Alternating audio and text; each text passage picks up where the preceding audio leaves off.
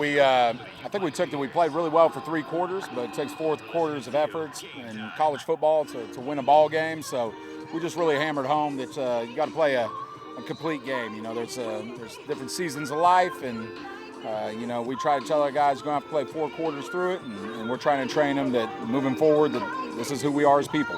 You've had a lot of moving pieces over the first third of the season, your first 3 games. What's some of the guys that you've seen that's really stepped forward for the program and try to put themselves in that position to be those guys that's going to be on the field every snap?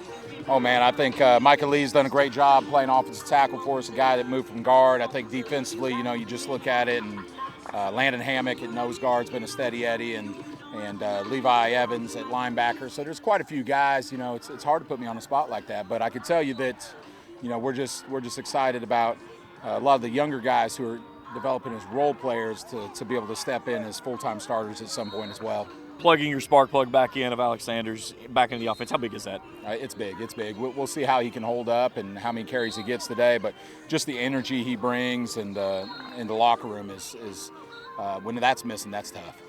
Take nothing away from everything he brings to the table, but the job that Adrian Medeco and Tyrese Christians have done when he was out has been second to none. Yeah, Tyrese has done a good job, and Medeco's a little beat up too and has done a great job. So just want to get some of those younger freshman running backs, the Williams and some of those guys that have been suited for us some touches at some point. Let's talk about Faulkner today. What do you see that they do? They haven't played since August 31st. Their only game out of loss. What do you see that they do well that you've got to take away today? Yeah, I think they're a really well-coached team. Got great kids that seem to love each other. I think Coach Gray does a great job. So I just think they're going to play hard. And defensively, they got a few players that are problematic, but I think offensively, they're still trying to find their rhythm. What do you see offensively that you guys size up well? Do you more of a pass attack of this team, a balanced, or more of a running attack? Only got 1 game of film, don't know. We're going to see what they come out with. If they come out with their game plan last year, it may be one thing. Their game plan against Reinhardt first week, it's going to be another. Coach, good luck. We'll talk to you for the game. Thank you. Coach Corey Phipps, back for more after this here in the pregame show on the U-Pike Sports Network.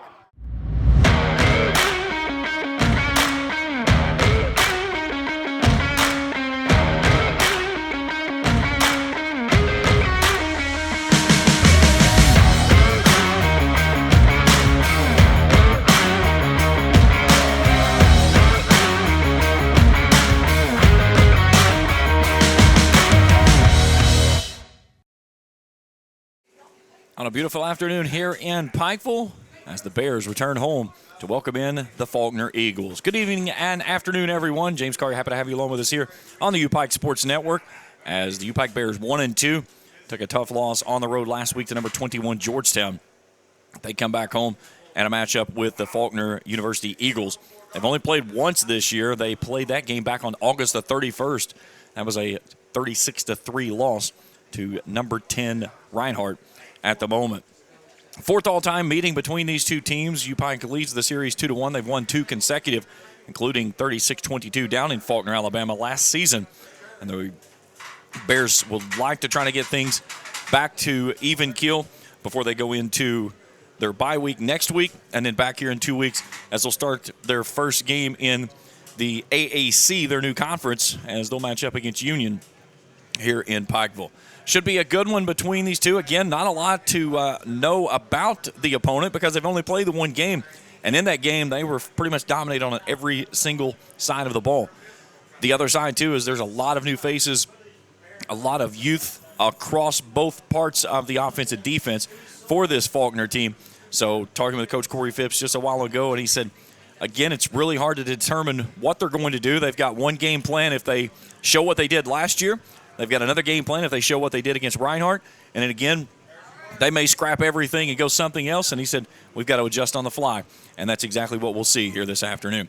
We'll take a break. When we return, we'll talk with head coach Corey Phipps, get his thoughts on this afternoon's matchup, and get you ready for kickoff. A beautiful afternoon here in Pikeville on this early fall day here on this Saturday, September 16th. Our coverage continues after this here on Countdown to Kickoff on the U-Pike Sports Network.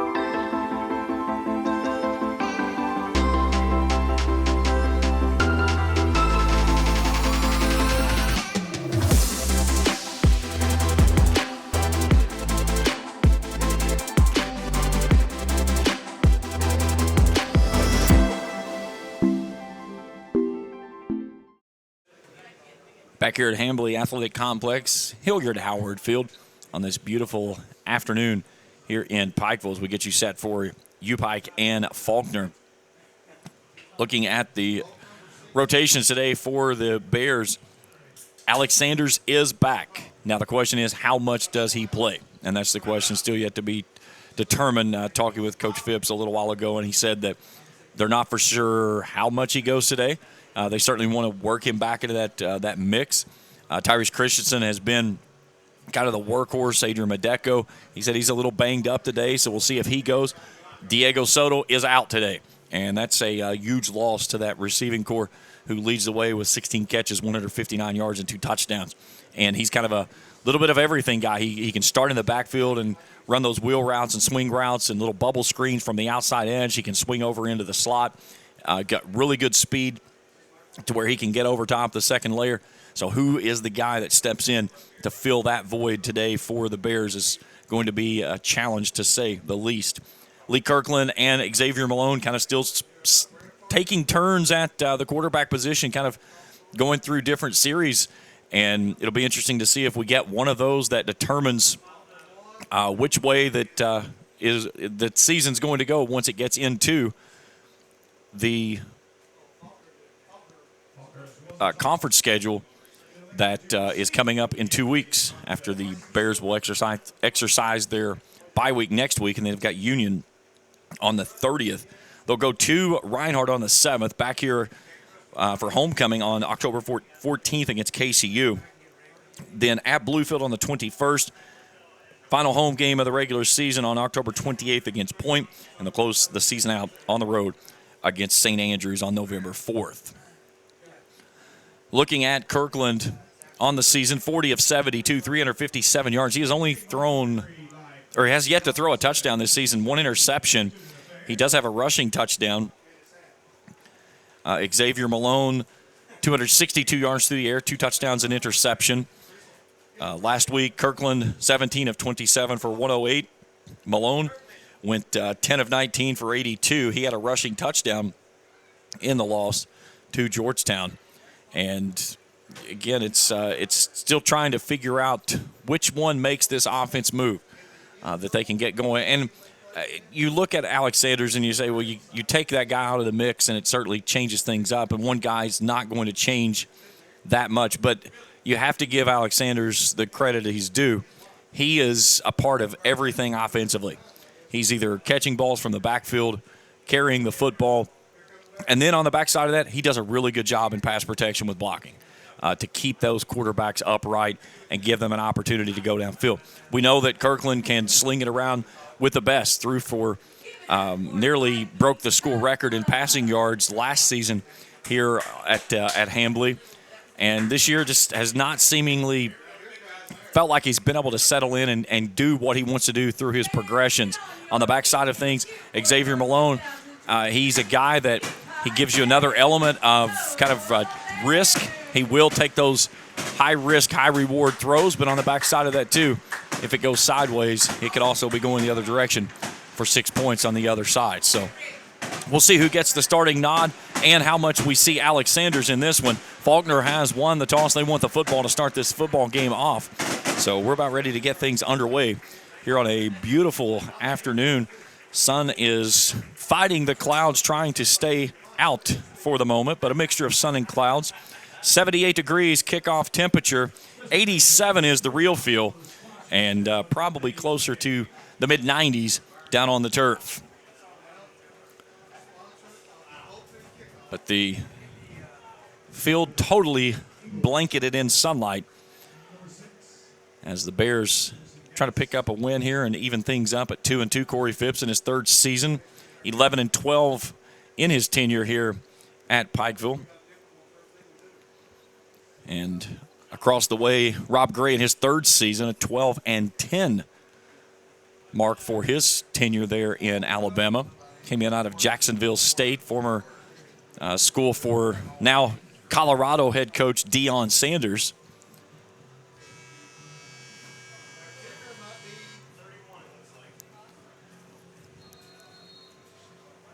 So back to return for Faulkner is Darius Williams. and Ty Simpson.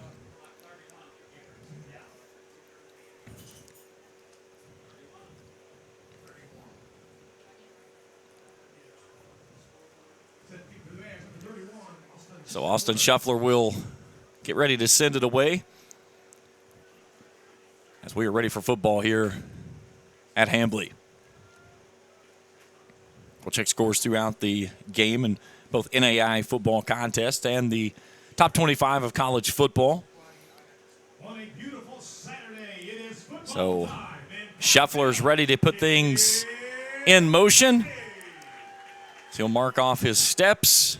U-Pike in the orange tops, white bottoms. Faulkner, white tops, blue bottoms. Scheffler will send it right to left as you view it on your screen. We're ready for football here on this Saturday afternoon in Pikeville. And a swing of the leg, and this ball game is underway. Near side it comes and bounces into the end zone for a touchback. So the Eagles will start their first possession. First down and 10 from their own 25-yard line. Nehemiah Broussard, 5'11 freshman, 8 of 16 for 61 yards and 2 picks in the loss to Reinhardt. They split. Ben Anderson as well was in there. 2 out of 9 had 3 yards out of those 2 pass completions. So we'll see how things play out for this team today as they roll out here against a stout defense from this Bears team that's really had a tough slate of things, to say the least.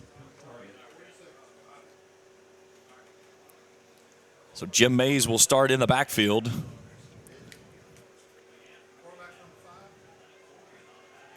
He was not on the depth chart this week. Broussard, high snap, turns, gives it to Mays. Mays finds a big hole off the left side and spins free, and second effort after the spin gets inside the 30, out to the 30. Let's see if we put it at the 33-yard line. So that's a gain of 8, makes it second down 2.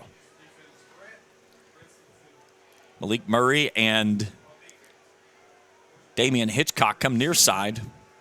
Clay Morrison as the tight end on the wing. Second and 2 for the Eagles, a high snap. The give off to Caleb Jones. Jones sweeping to the outside edge and is dragged out of bounds into the Eagles bench, but that'll move the sticks. And an Eagle first down. Brett Coleman leading the charge there. Also Lee Evans, linebacker, redshirt freshman. Leads the team, or second on the team with tackles with 12. Move the ball out to the 38-yard line. Still on that far side hash mark. The freshman Broussard will keep his offense in the same set. He'll move Caleb Jones into the right pocket. 4 hats across the line for the Bears. Pressure coming. Broussard gets free. Tries to bounce it to the outside following the lead block of Caleb Jones. A little dance move before getting to the edge. Gets inside the 40 down to the 43. That's a gain of 5, second and 5.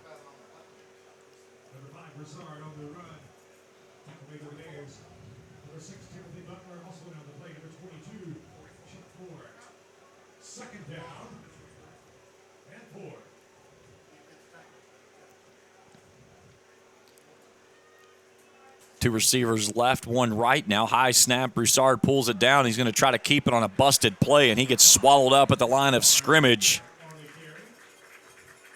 Myson Livingston, 6 foot, 250-pound graduate student out of St. Mary's, Georgia, the pride of Camden County High School. They'll pick up a couple, make it 3rd down and 3 at the 45. They need to motion, get it past the 48. The yard to gain is just past the yard marker of the 48 across the way. So call it about 3 and maybe call it 3.5, if you will, to be able to move the sticks here for this Faulkner team. 4 of 14 on the season, 28.6% in that season opening loss to Reinhardt on 3rd down conversions. Man goes in motion. Broussard on the down, keeps it himself. A nice cut move off the right edge, and then gets stood up at the 49-yard line, but that'll move the sticks. Another first down for the Eagles.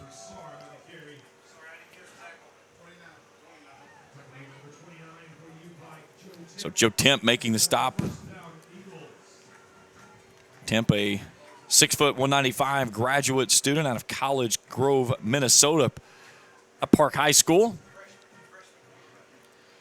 So Broussard will go in a double barrel look this time. TJ Hall and Caleb Jones will flank him each to the side. 2 receivers left, 1 right. Broussard keeps it himself, rolls off left edge, and is stood up after crossing midfield. They'll give him the push of the pile from the 49 all the way down to the 45. So a nice push on the back side of that takes it into a gain of 6 and what looked like was going to be maybe gain of 2 and make it 2nd and 4. Approaching 11 minutes to go here in the opening period. Good drive to start the contest off for this Eagles team, who have yet to try to attempt to pass. Pistol look now for Broussard on 2nd and 4. The give to his tailback. Nice shifty move. Finds a hole right side inside the 40. Brought down in front of the Bears bench as Karan Thrower makes the stop, but that'll move the sticks and another first down. 3rd first down of this drive for the Eagles, who have opened up a nice sustained drive here to open up the contest.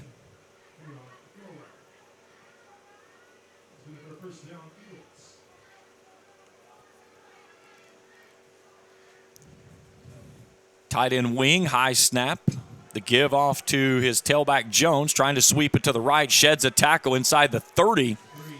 And shoved off his feet in front of his bench. Timothy Butler, the graduate student out of Plantation, Florida, makes the stop. But they'll move the sticks again. 4th first down of the drive, and the Eagles knocking on the red zone door here to start things off on their opening possession. Approaching 10 minutes to go here on what's going over a 5-minute drive for this Eagles team on this not hot but little muggy afternoon here in Pikeville. 78 degrees, 87 real feel. Play clock's at 8 as Broussard will reset. He'll move his tight end Morrison off to the right wing. The take to give, that's off to Jones, and he's swallowed up off the right edge. In there on the stop was Chuck Moore. Joe Temp in there on the stop as well. Make it 2nd down and 10, no gain on the play.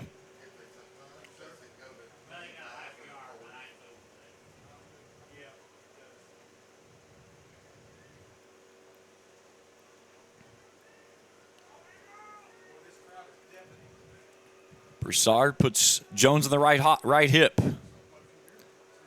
The take to give to Jones, and he is hammered in the hole as he gets there. Lee Evans meets him at the 25-yard line. It's a gain of 2.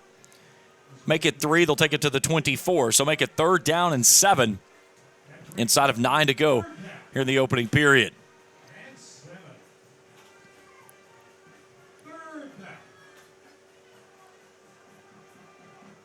D. Grisham in the backfield now. 2 receivers right, 1 left. Morrison as the tight end on the wing right side. Bears showing blitz. Here they come. Broussard rolling out. Surveying, looking, fires toward the end zone. A ball is caught. Malik Murray goes up and hauls it in. And a 24-yard touchdown strike from Nehemiah Broussard. His first touchdown of the season. And with 8:24 to go here in the opening period, a nice sustained drive for the Eagles. They take an early 6-0 lead. Bears showed blitz and came with the pressure. Broussard rolling out and made a good throw to Murray in double coverage as he hauls in his first catch of the season, and it goes for the 6. Extra point is up and through. 7-0 our score. 8:24 to go in the first. Back after this on the UPike Sports Network.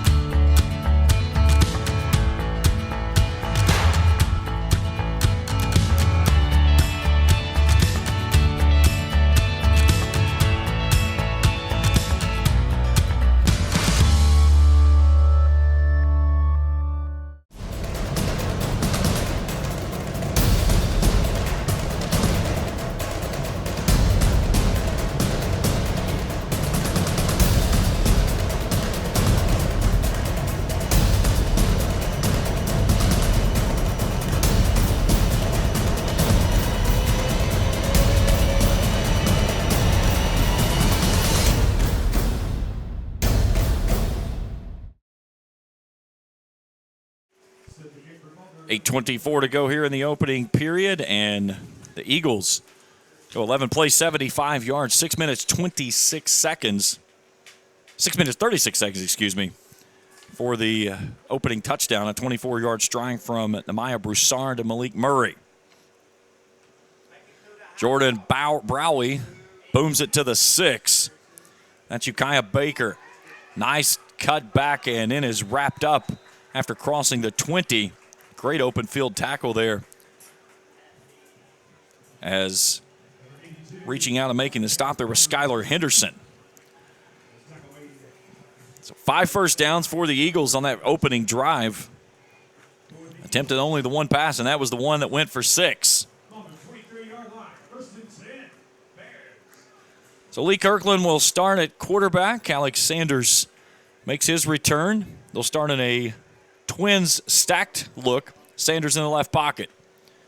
Sanders takes, gives off to Sanders, and he falls down as he tries to make his cut in the hole right in front of Ja'Kai Stevens, junior defensive tackle.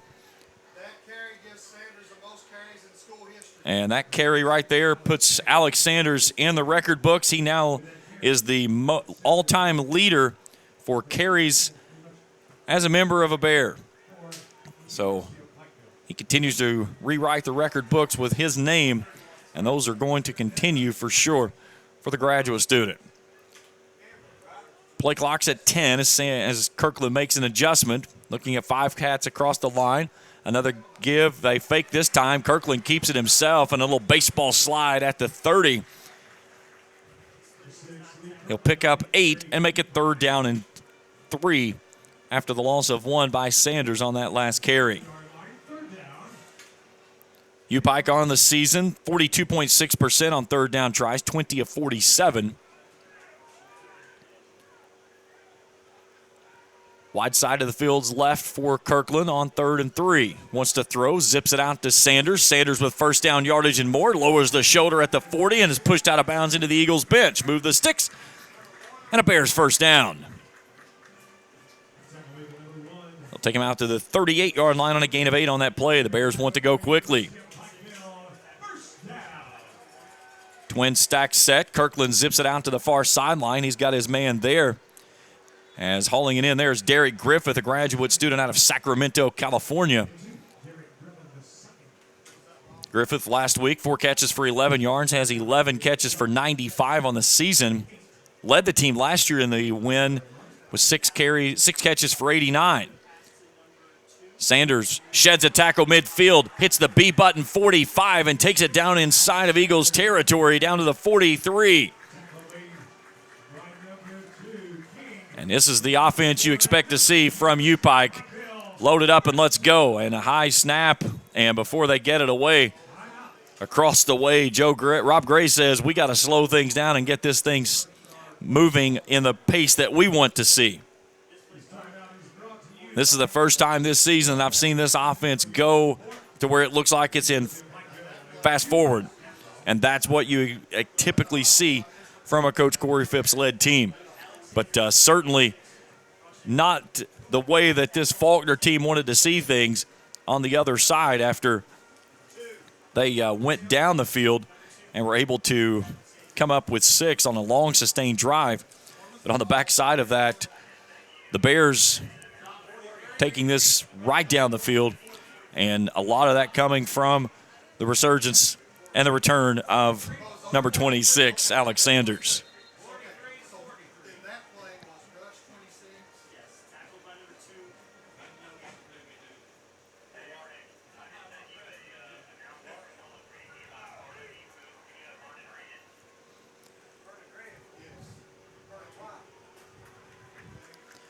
So back underway, 2 receivers left, 1 right. Kirkland firing this one out toward the far sideline, and it's incomplete. He was looking for Derek Griffith. Well defended on the far side edge. As Elliott Shorter was there in pass protection, so no gain on the play, 2nd and 10, clock resting, 6:12 to go here in the first. 7-0 Faulkner. Braylon Barton goes in motion, and as the ball goes over top of Kirkland's head, we get a penalty marker. And a false start on the Bears. UPike on the season have been flagged 24 times, averaging 77.3 a game. And they'll be behind the sticks now, looking at 2nd and 15 from the Eagles' 48-yard line, right between the hashes on that Pikeville P logo. Hardwick and Barton near side, Griffith and Henson far side. Now, Amari Hardwick will go into the slot in the near side. Kirkland from the gun on 2nd and 15. Good pass protection, slings it out near side. He's got Braylon Barton who makes the catch at the 45. It's only a gain of a couple as they'll take him down to the 45-yard line and makes it 3rd down and long, 3rd and 11. They'll go trips right, 1 left. That's Hardwick. Sanders turns, zips this one out to the far sideline. He's got his man there of Derek Griffith, but a low throw got him tangled up, and they blow the play up for a loss. Avion Morgan leading the charge there off the corner. And it's going to be 4th down from midfield, near midfield, back to the 47-yard line, and the offense staying on the field. 46.2% of the time, this Bears team has converted 6 out of 13 on the season. And Kirkland's just going to do a little pooch kick. We've seen that before in his time here. Gets a good bounce, and the Bears are going to come up golden on this one as he makes it bounce at the 4 and then puts a little backspin on it back to the 7. So the Bears stall out offensively, but Kirkland with a good kick pins the Eagles back on their own 7-yard line.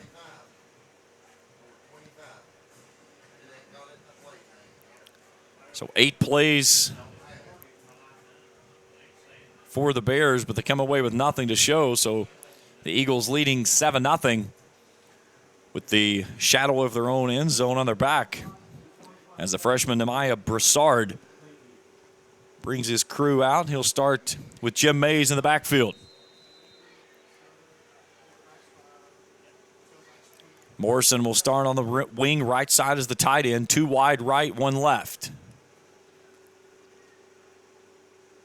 The take to give. No, the play action, slinging it toward the far sideline. They were looking for Josiah Scott, 210, 6'4" freshman. Passes incomplete, 2nd and 10. Broussard there with a good play action fake. And a lot of that is sold because of the ability of how they were able to run the football at the beginning part of their first drive. So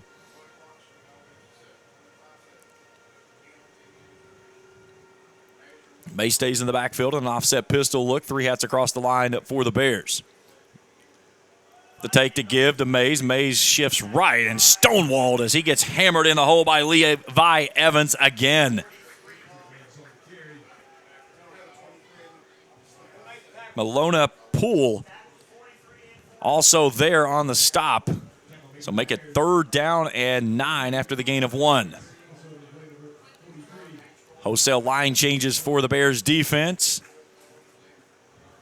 They'll roll Jay Arnold out there and Amante Altman to shore up that front 3.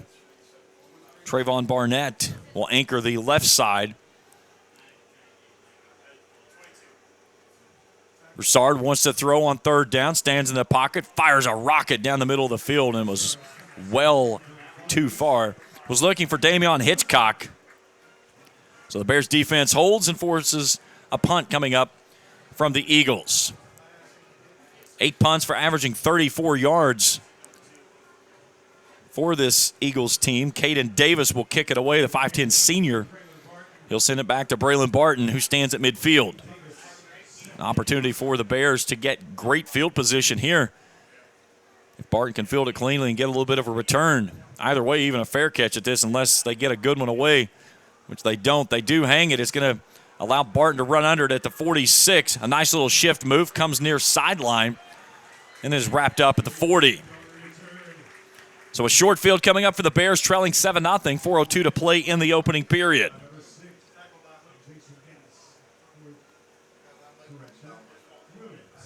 I would be shocked if the Bears don't come out right here and try to go up top for a home run ball and stick this one in the end zone and even this game up at 7.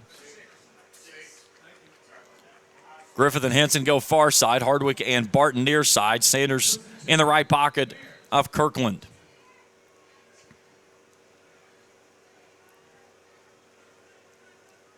Seven in the box as Kirkland tries to swing it out towards Sanders and just slings it at his feet. Ty Simpson was the man chasing Sanders. It was thrown closer to him than Alex Sanders. So clock resting with 3:49 to play in the opening period. It's 2nd down and 10.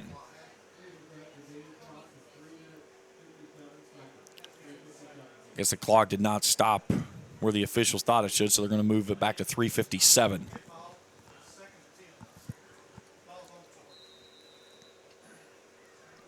Same set for Kirkland. Barton goes in the slot on the near sideline. He'll empty out the backfield, zips it out near sideline. He's got B.B. Barton here in front of his bench, catches it at the 33, and then Laundry coming late. Did the official throw the penalty marker or not? He was reaching for it. I never saw it go up in the air. So he must have held on to it, but either way, it'll move the sticks. 3rd first down of the ball game for the Bears. Down to the 27-yard line. Kirkland on 1st and 10. The take to give to Sanders. Sanders right off the left edge of the center inside the 25. Take him down to the 22. A gain of 5, 2nd and 5.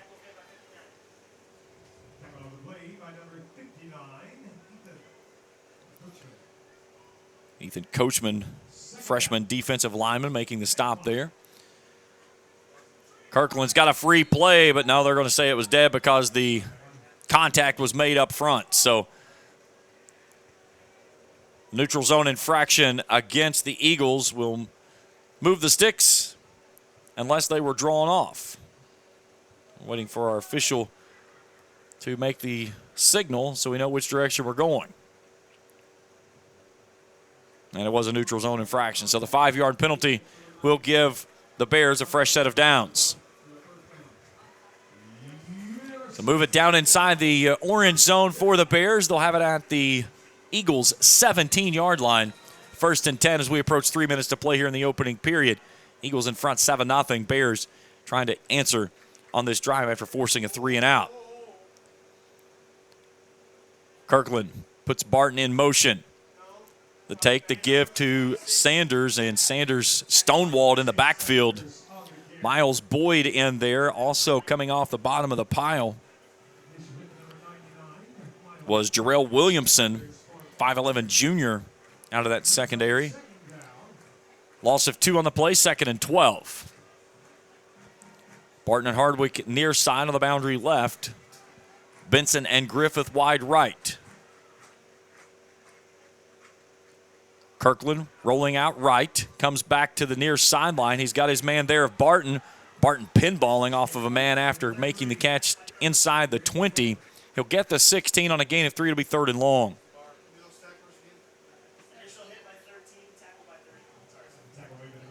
Emmanuel Olathian making the stop. Freshman middle linebacker, 6'1", 245 pounds. So 3rd and 9. Coming up for the Bears. Sanders in the left pocket this time of Kirkland. Who wants to throw? Pressure coming, setting up the screen. Sanders has blockers out in front. A nice little cut at the 10. A shimmy shake to the 5, and it's going to be 1st and goal for the Bears after Alex Sanders made a nice move at the 15 to cut back inside and found a little opening to get down inside the 10 to the 5-yard line. And again, that's what we've talked about so much with what Alex Sanders brings to the table, is just how much pressure he puts on the defensive side of things to try to slow him down. 1st and goal, the take to give to Sanders. He jumps through the hole off the left edge and picks up a couple. 2nd and goal from the 3. Miles Boyd, initial contact on the stop. Grant Scott coming on as a tight end. Also coming into the backfield is Cade Cradleball. So 2 tight ends in front of Kirkland with Sanders in his right pocket.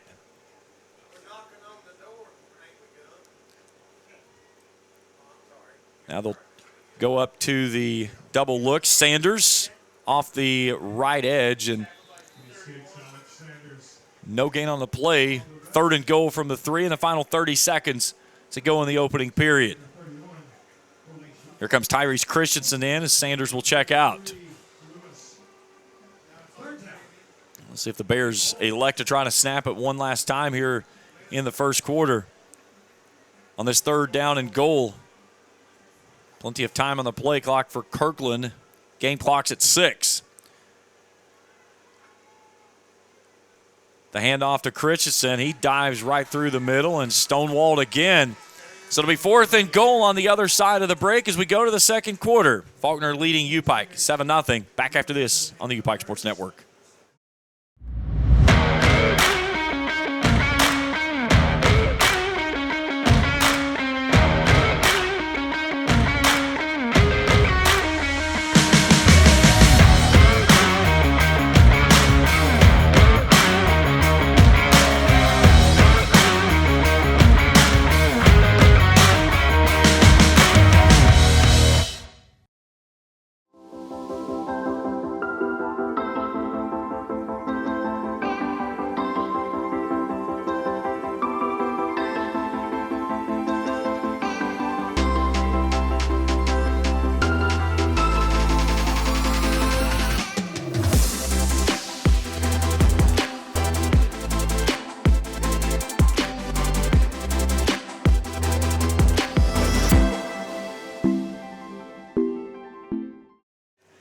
Seven nothing, excuse me, as we welcome you back here to Hambly Athletic Complex. Bears are going to attempt a field goal, so Jake Headley will try it from the far side hash mark at the 12, so a 22-yard kick. Joseph Sandorf will put it down. Kick is up and is good. So 7-3 as the Bears elect for the 3 points. But the 10th time inside the red zone for the Bears this season, only the 7th time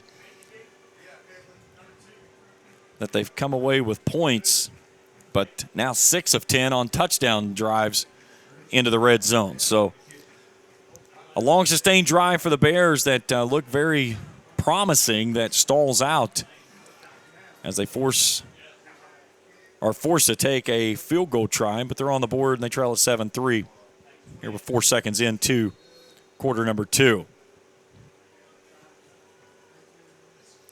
Top 25 football action. Florida State in a war right now with Boston College. The 3rd-ranked Seminoles tied at 10.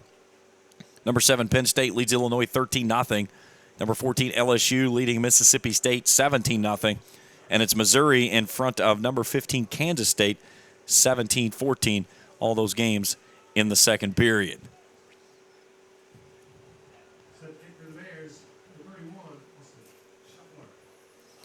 Shuffler will boom it away. Dominic Blair near side. Far side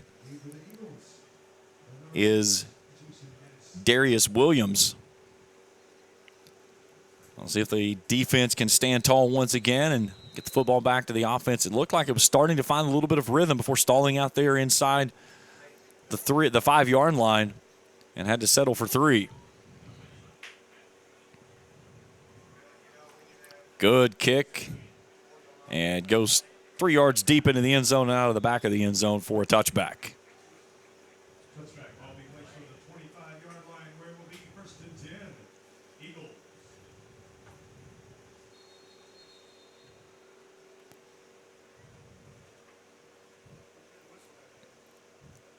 So the last drive. Oh, we got a penalty marker down. I just see at the 49-yard line. Last drive, 9 plays, 36 yards, 4 minutes, 6 seconds. So an illegal formation on U-Pike.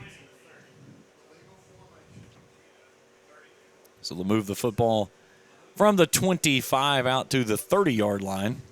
It'll be 1st and 10 for the Eagles from that mark on a sun-drenched field here in Pikeville with a little bit of a breeze starting to dance around from that north end zone.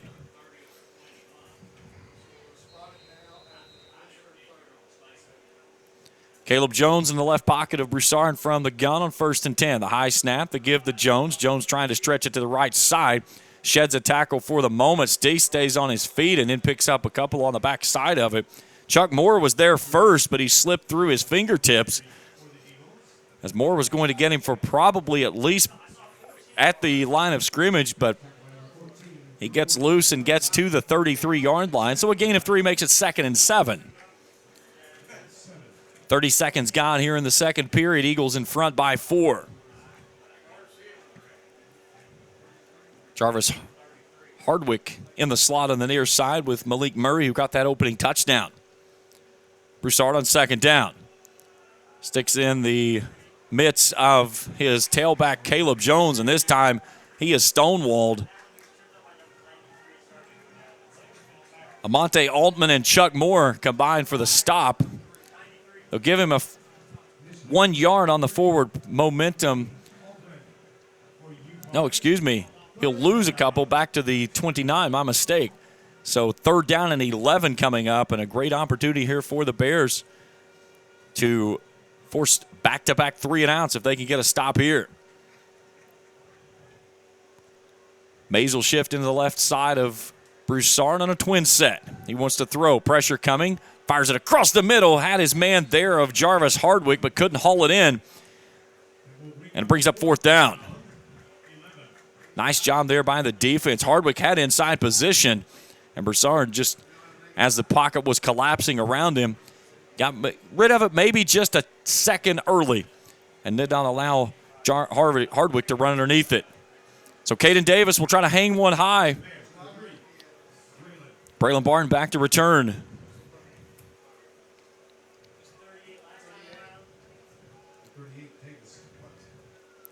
Rugby-style kick as he sends it to the far sideline. And it takes a bounce favoring the Eagles before tumbling out of bounds at the 29-yard line. Now they'll say that to 30. So the Bears will get the football back on their own 30-yard line. 13:21 to go before halftime and trailing 7-3. Ball be placed over the 30-yard line. 1st and 10, Bears. Lee Kirkland so far 1 for... And the stats have, there we go, 6 of 8 for 33 yards in the ball game. Barton with 3 catches for 19. Kirkland remains in the ball game. Sanders returns. Play action. Kirkland brings it out near sideline and has his man Ben Henson who drops it.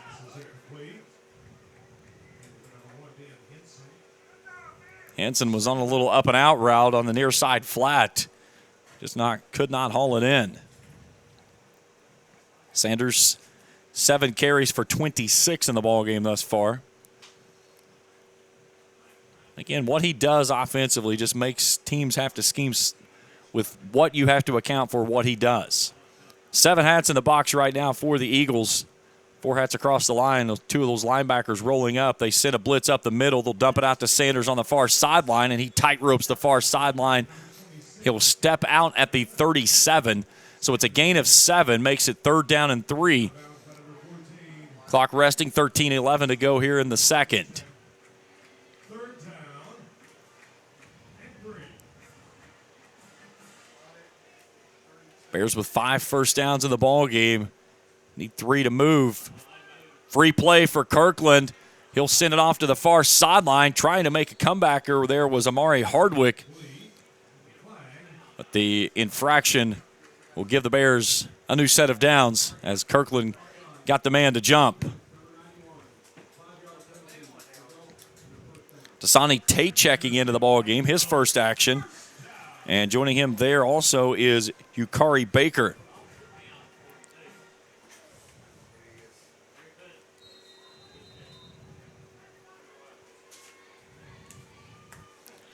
They'll start in a trips look wide right. Sanders goes left of Kirkland on 1st down and 10 from the 42 of the Bears.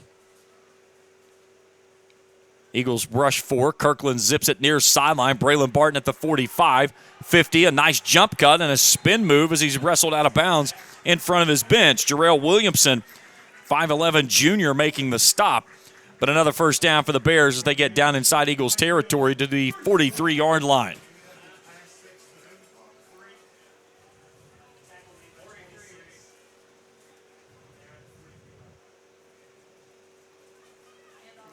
And then Sanders with a dive forward off the right edge to the 39-yard line, gain of 4.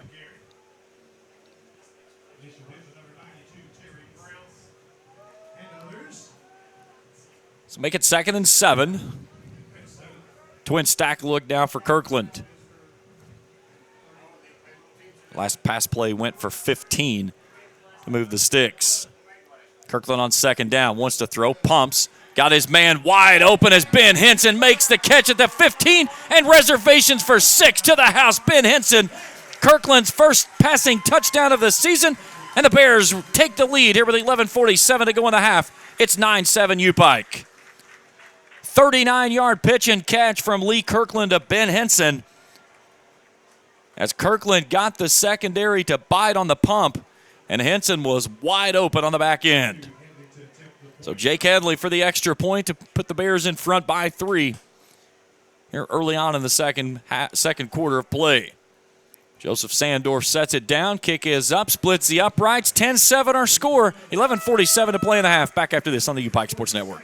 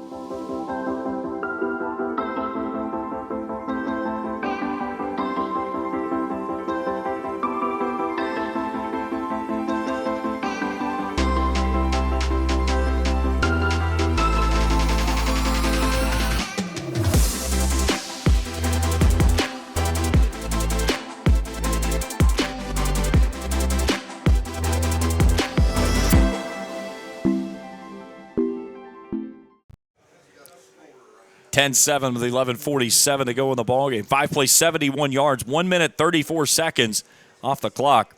And that last pass, Lee Kirkland's first touchdown of the season through the air. A 39-yarder to Ben Henson. And the Bears take the lead. They've scored 10 unanswered, and they lead at 10-7. Darius Williams, far side. Near side is Dominique Blair. They'll send it to Williams. He'll field it at his 6. Far side, 10. 20, sheds a tackle 25, and then gets hammered off his feet on the far sideline after getting out near the 40. Tyrese Christensen making the stop. So they'll put the football at the 37-yard line. 1st down and 10 for the freshman Numaya Broussard.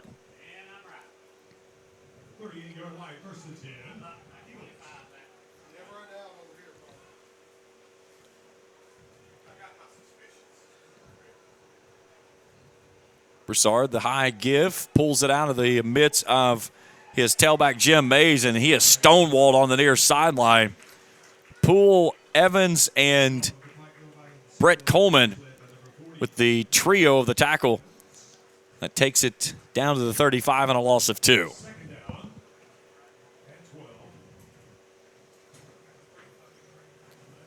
Broussard, after his first pass attempt in the ball game for the touchdown, has missed his last 3.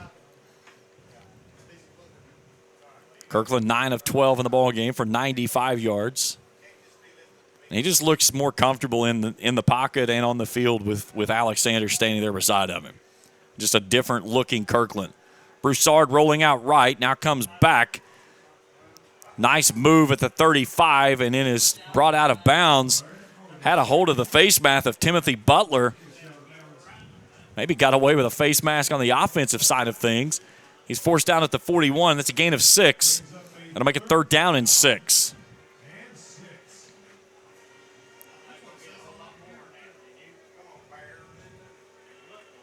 Eagles 2 for 3 on 3rd down tries here this afternoon. Run a man in late. TJ Hall will come into the ball game. Jim May stays in the backfield. Hall will check in as a wing to the right. 2 receivers right, 1 left. Now Broussard had Mays moving, wants him to stay. Play action. Pressure coming up the middle. Broussard rolling out near sideline, throwing across his body a floated ball that goes up and is broken up. Brett Badman Coleman, Mr. Bad Intentions, with a beautiful pass break up in front of the Bears bench as they were trying to float it into Hitchcock. And 3 consecutive 3-and-outs now the defense has forced. And they'll get the football back, leading 10-7 inside of 10 minutes to go here in the first half. Coleman out of Belfry made a beautiful play there on a ball that was just a little bit underthrown. You have to think that Broussard having to throw across his body, rolling out left, had a lot to do with that. We'll see if Barton can get another one. End-over-end kick that'll check up inside the 30-yard line and tumble out of bounds inside the 25 on the far side at the 23. And penalty marker on the near side in front of U-Pike's bench.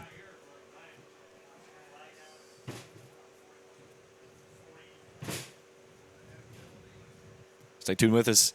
During the half, we'll check all the scoring stats of this one. Games around the area, NAIA.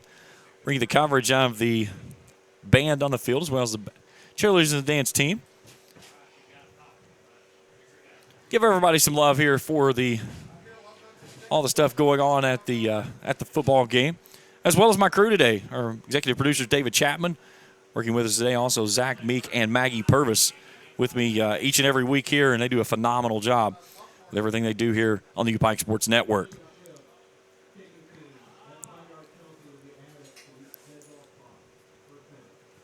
So an illegal shift on Faulkner.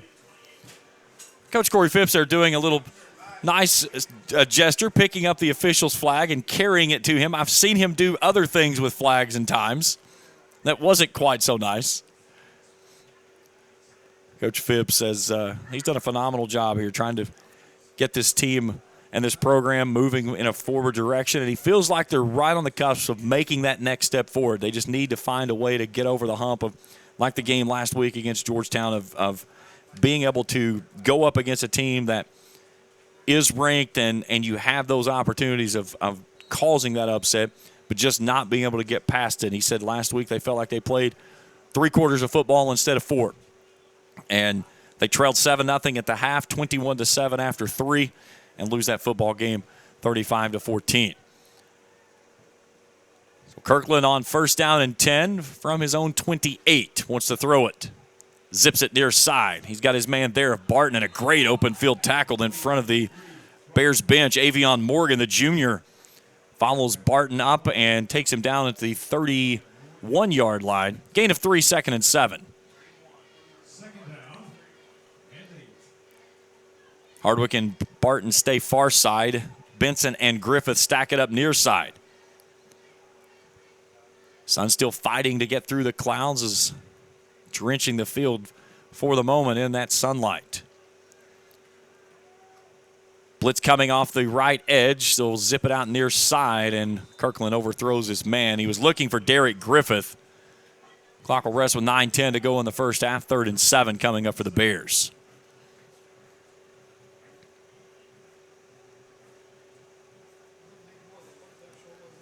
Three out of 5 on 3rd down tries here this afternoon.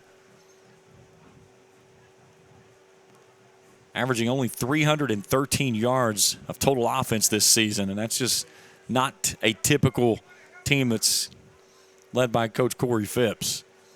5 hats across the line. They send 4. Kirkland in the pocket, firing for a home run ball. He's got his man there inside the 40 as Ben Henson makes a great move to get inside position. as Kalen Wimbish was there on great coverage, but Ben Henson with another big catch moves the sticks and a U-Pike first down. Kirkland fires this out to the far sideline. He's got his man there of Barton, who grabs it and picks up a couple before being forced out of bounds in front of the Eagles bench.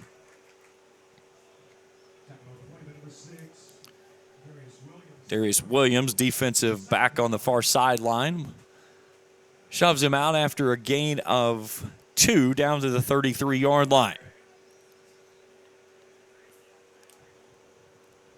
Now they'll bring Barton in the backfield in that position that typically is occupied by Diego Soto. They'll flush him out, they'll pump, and he'll just throw it away. Kirkland didn't see what he wanted. They were trying to go with that wheel route and a little swing pass out to Barton. And nothing happens there, so it's 2nd down and 9 from the 33-yard line. Or check that, 3rd down and 9, my mistake.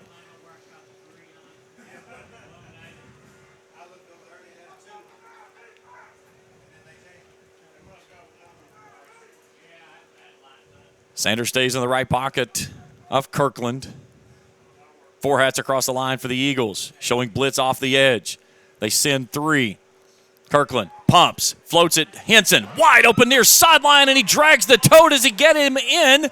Inside the 10, he does. Great job there by Ben Henson, the junior out of Lehman, South Carolina, the pride of James Barnes High School.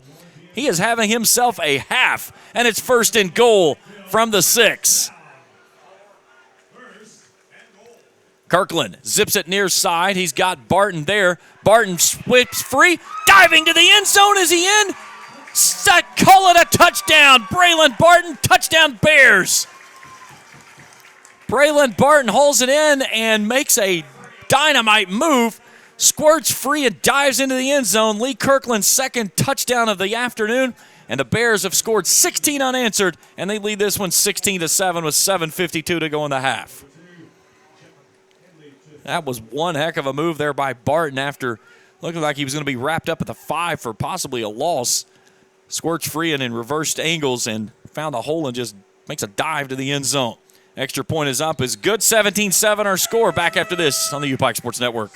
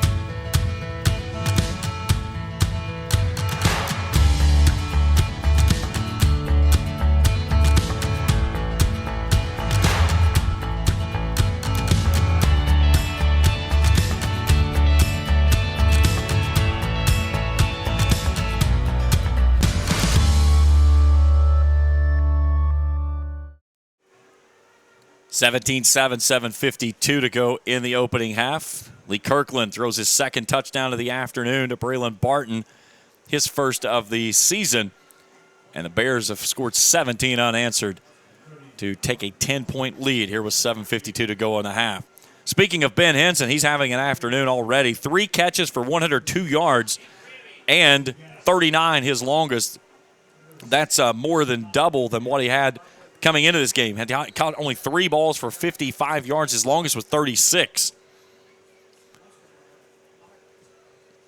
So now Shuffler looks like he's setting up for a little pooch kick, and he will do so. They'll come near sideline, and a fair catch signified for at the 30 by Marvin Payton. And they'll back him up to the 29-yard line. So that last drive for the Bears, 7 plays, 72 yards, 1 minute, 52 seconds. So 2 sustained drives under 2 minutes, both going to the end zone for touchdowns, and that signifies what you expect to see from U-Pike football. Get it and go. It's like a Formula One race. Just try to hang on and don't get run over in the process of it. UPike has snapped it 29 times for 204 yards compared to Faulkner's 20 for 88. So Broussard down 10 after 17 unanswered by this UPike team. Gives it off to Jim Mays. Up the gut, jumps it out to the right, and grabs 3 out to the 37-yard line, 2nd and 7.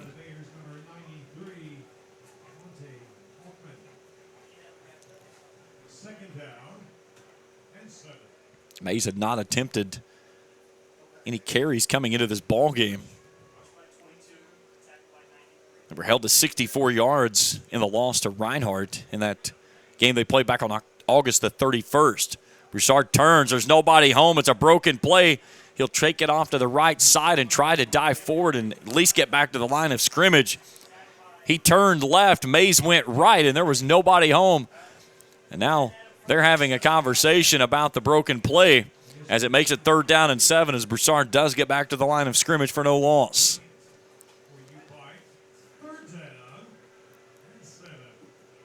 Lots of programs being turned into fans and umbrellas in the stands today as the sun beaming down here in Pikeville. As the Bears try to force their 4th consecutive 3-and-out against the Eagles, who went right down the field in the opening drive and found 7, and they have been in kind of backward motion since then. And before they get this one, Rob Gray will burn a timeout with 6:31 to go in the half. And it's a great opportunity for UPike. If they could score again on a stop here, they get the football to start the second half as well. Check scores around college football top 25. Florida State, 3rd in the nation, has pulled away from Boston College, 31-10. 8:18 to go into 3rd. Number 7, Penn State in front of Illinois, early 3rd quarter, 16-7. Number 14, LSU leading Mississippi State 27-7 midway through the 3rd. Number 15, Kansas State has regained the lead over Missouri, 24-17, late 3rd quarter. Utah just getting underway with Weber State. They lead that one 7-0 with 8:28 to go in the 1st.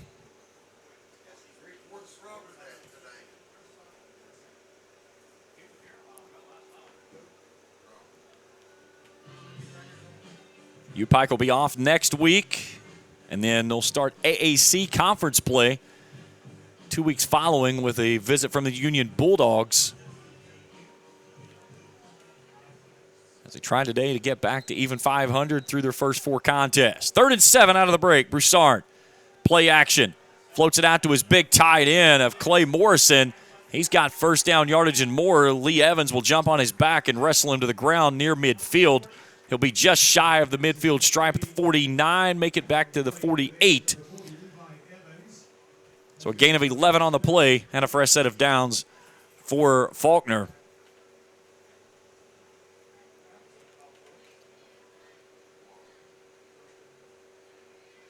Here's Mays, takes the high handoff, gets stood up in the wall. Meeting him there was Anthony Grant, the junior out of Augusta, Georgia.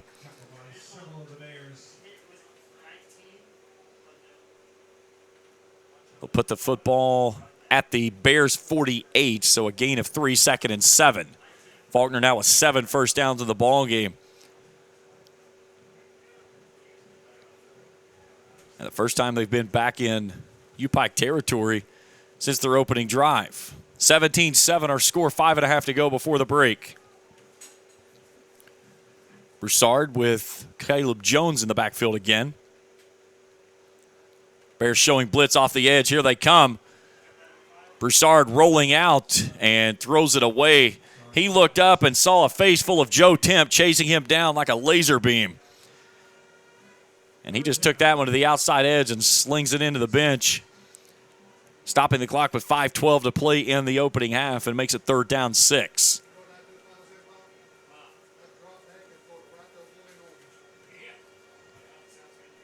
They've had Broussard on the move since that opening drive. Rolling out a couple of players and bringing some new ones back in. TJ Hall and Damian Hitchcock will return. Play clock's inside of 10 as Broussard gets his troops set in a twins look. Wants to throw on 3rd down. Steps up in the pocket. Rolling out, being chased. as Ben Tate was the man applying the pressure, as he'll sling this one away and make it 4th down. Tate leading the team in tackles with 13, tied with Tiernan Berry at 1.5 tackles for loss and a fumble recovery on the season. So Caden Davis will send it away once again, as Faulkner's last 4 drives have all ended in punts. And a penalty marker flies on the back end of it as Dasani Tate makes contact with the kicker. Now the question is, was it roughing or running into?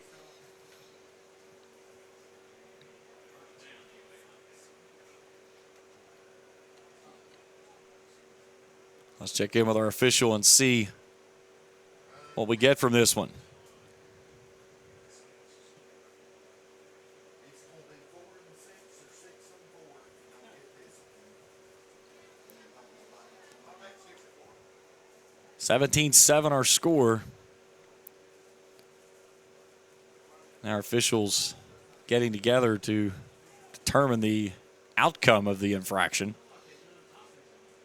Defense is back on the field for U-Pike.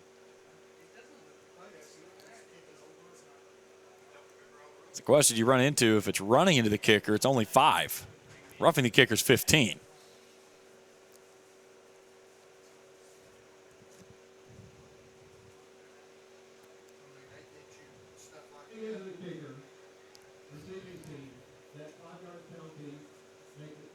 All right, so it's just running into the kicker, so just a 5-yard version of it, and it's 4th and inches now.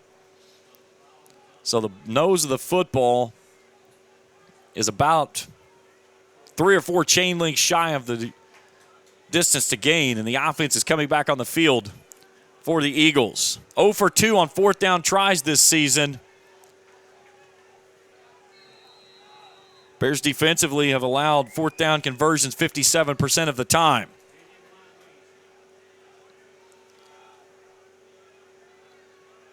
Let's see if Broussard stays out of gun or crawls up under center. Bears loading the line. Broussard gives it off to his tailback of Caleb Jones, and Jones makes a nice move up the gut and inside the 40 and moves the sticks down to the 38. Gain of 4, 1st and 10. 8th first down of the ball game for the Eagles. Now they want to go quickly. Caleb Jones churning the legs and gets stood up at the 35. Lee Evans was there also. Landon Hammock, redshirt freshman out of Pikeville. And an illegal substitution on U-Pike. So they'll move it forward 5 and make it 1st and 5.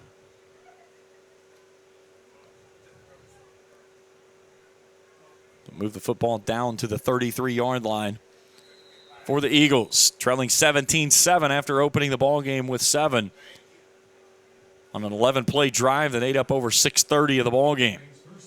This will be the 7th play of the drive coming up here on this snap for them.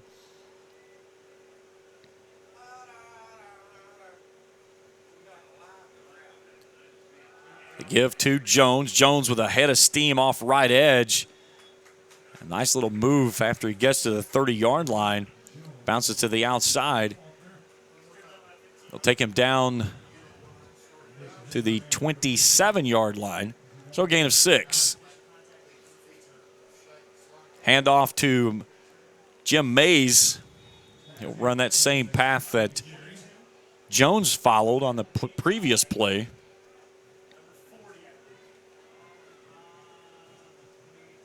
Give him the 23-yard line. 2nd down.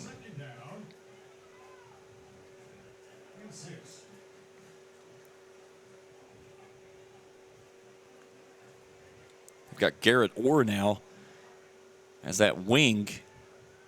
Mays with a sweep right. And swept off his feet by Jarquez Russ. Graduate out of Tarmac, Florida. So take it at the 19. Gain of 4 makes it 3rd down and 3. Hitchcock and Murray comes near side.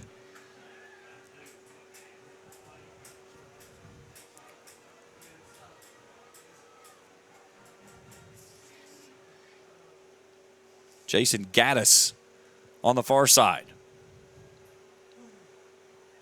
Play clock's at 5. Broussard trying to milk out every moment he can.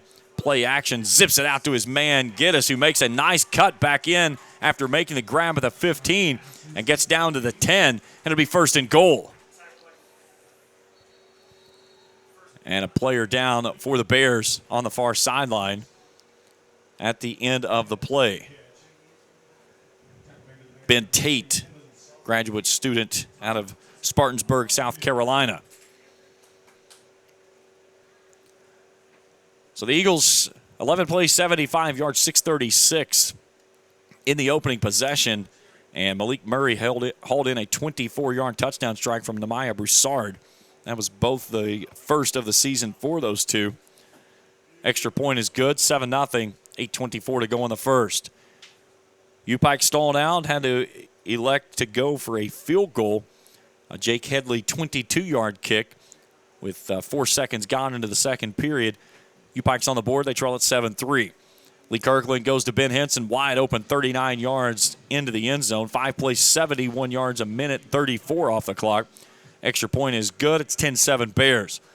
Bears force a 3 and out. Offense goes back to work. Lee Kirkland, a minute 59 to go, 72 yards and 7 plays. Braylon Barton with a plunge forward from 4 yards out.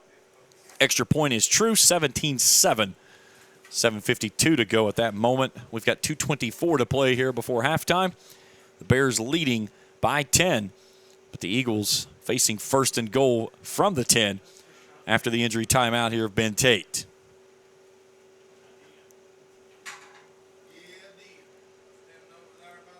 Not hot, but very humid and muggy.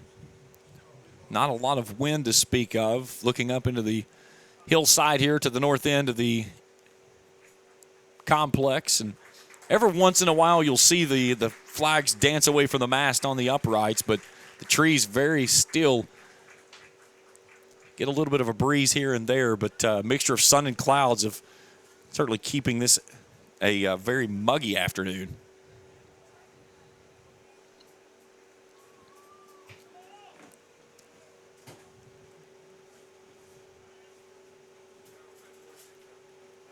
Tate jogs off onto his own accord to the near sideline. That's certainly a good thing to see.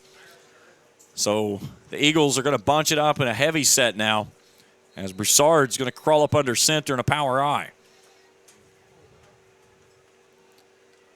Handoff to Jones, sweeping right, and there's nothing there. Nice job there by the Bears defense as Jaquez Russ made the stop, make it second and goal from the 10.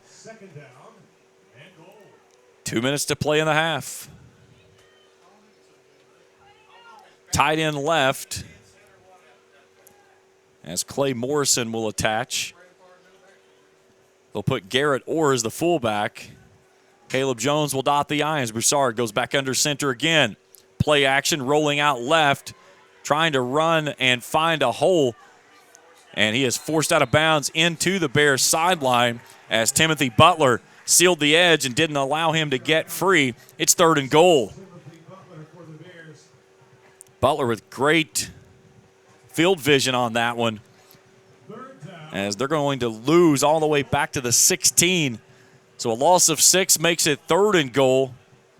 And now they're going to go back into their kind of passing offense, if you will. So the Bears will roll out some new faces as well on that defensive line and bring in a nickelback, Brett Coleman. Also out there is Karan Thrower. And timeout requested by the Eagles. So that's their third and final timeout with 94 seconds to play here in the opening half.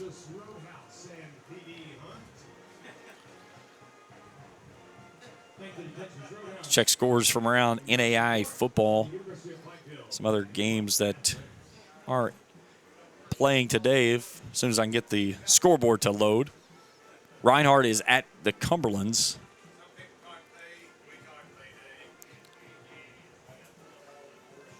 UPike has Reinhardt coming up on its schedule. They go to Reinhardt on October the 7th. Back here against Union on the 30th. Homecoming on the 14th against KCU, and then the final home game against Point on the 28th.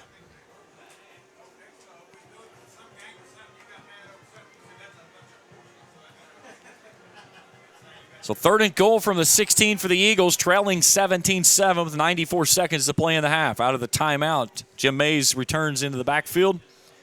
They'll go 3 receivers wide right, 1 left. Broussard, pressure coming off the edge, steps up in the pocket, and he can't get free. Anthony Grant gets home, and the rest of the Bears' front 3 join in the charge. Jay Arnold and Myson Livingston gets the stop. Coach Corey Phipps runs out to the hash marks to call the timeout. So a big loss again, pushes it back to the 21. That's a loss of 5. And Caden Davis will come out and attempt a field goal to try to cut the lead to 7 before the Bears get the football back.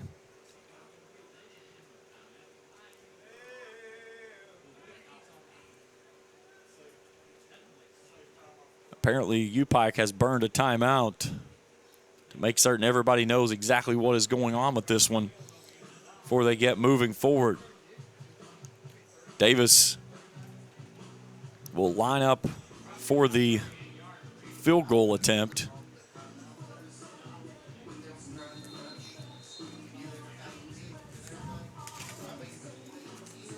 He's got the only points on the season for the team as they were hammered up 36-3. The field goal that he hit was 23 yards.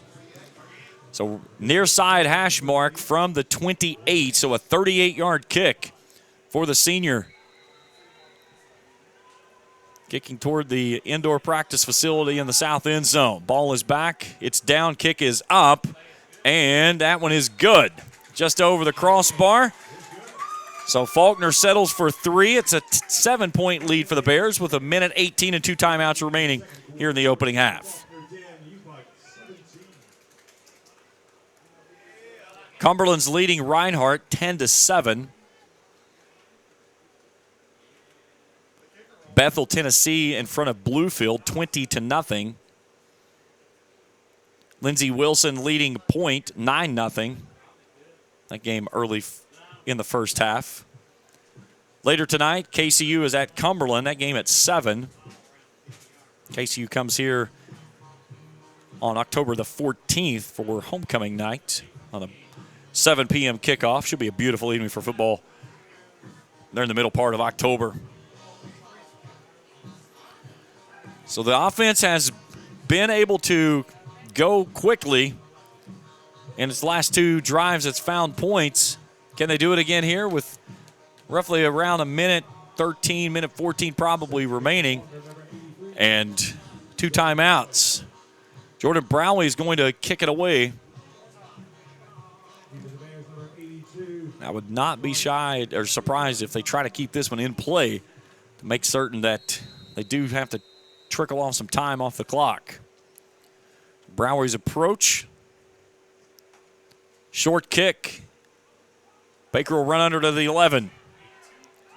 20, big hole 25. Pinballs off a man 30, spins free, squirts forward, and pushes out near the 40. So Yukari Baker with a good return gets it out to the 40. So 68 seconds to go in the half. 2 timeouts for the Bears and a chance to add to their 7-point lead. They'll have the football to start the second half as well. The last drive for Faulkner, 8 plays, 22 yards, 6 minutes and 34 seconds that they burned off the clock. So 2 drives that they have consumed over 6.5 minutes, both of those finding points. So Lee Kirkland, 3 receivers wide right, 1 left, Sanders in the backfield. 4 hats across the line for the Eagles. Sanders goes out of the backfield, Kirkland pumps, dumps it out to Barton, and Braylon Barton, makes the catch at the 40, falls forward to the 41, a gain of 1 second and 9. Tried to set up a little wide receiver screen, and Eagles snuffed that one out nicely. One high safety. Kirkland. Plenty of time to throw. Has his man wide open on the far sideline, and it's off the fingertips of Amari Hardwick as he overthrows him. It'll be 3rd down and 9. 41.2 seconds to go in the half. Did a little up and out route there, and Hardwick and Kirkland could not get connected. So Dasani Tate checks in. Hardwick comes to the sideline. So from their own 41, they need midfield to move the sticks.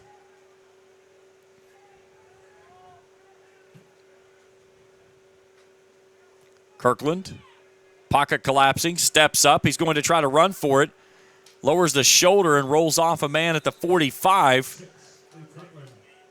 U-Pike will burn a timeout with 34 seconds to go. And it's going to be 4th and 5 coming up. Let's see if U-Pike tries to go for it here on 4th down. They've been very good on 3rd down. They were 5 of 7 coming up on that try there before Kirkland has stopped short of the markers. Have not attempted a 4th down here today. They're 6 of 13 on the season. 46.2%. But offensively, they have been somewhat back to normal, averaging only 313 yards of total offense through their first 3 games. 29 plays for 204 starting this drive. Make it 32 for 209 now, averaging 6.53 a play. And the offense, for the moment, stays on the field. Now, Kirkland does have that option to do a little pooch kick, and we've seen that from him before. And usually right before he gets ready to do it, as he takes the snap, he'll take about a step and a half backward. And he'll start really deep to make certain that he's got enough room to pooch that one high in the air. And as if they're just going to try to draw them off here, he'll turn to the sideline with 16 on the play clock.